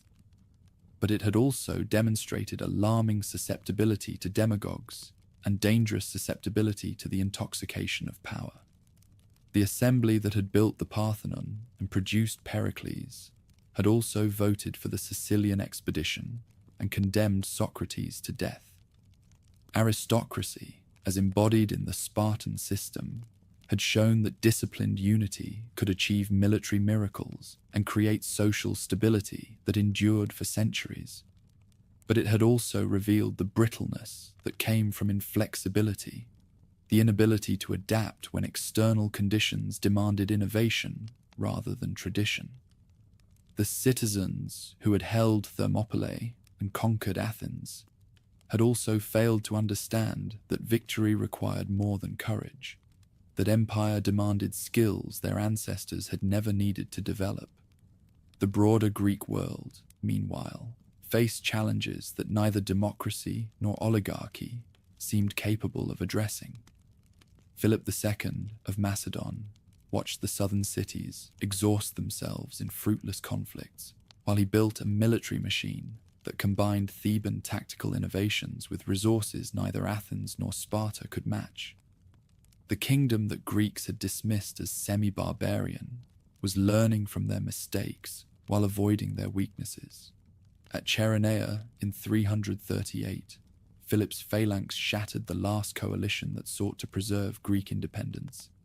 Athenian hoplites and Theban's sacred band falling together on a field that marked the end of the classical age. Demosthenes, greatest of Athenian orators, had warned his fellow citizens that their freedom was at stake, but his eloquence could not compensate for the military weakness that decades of internal conflict had produced. The democracy that had once ruled the seas found itself reduced to the status of an honored but powerless ally in Philip's expanding confederation.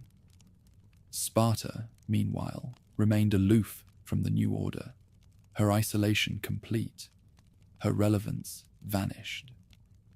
When Alexander the Great conquered the Persian Empire and carried Greek culture to the Indus, neither of the cities that had shaped that culture played any significant role in the greatest adventure in human history. Yet the ideas and institutions that Athens and Sparta had pioneered outlived their political power. Democracy, refined and systematized by Athenian practice, would inspire political movements for the next 2 millennia, while the concept of citizen soldiers united by discipline and shared sacrifice would influence military thinking from Rome to the modern era. The questions they had raised about the relationship between individual freedom and collective security, about the price of empire and the value of independence, remained relevant as long as humans organized themselves into political communities.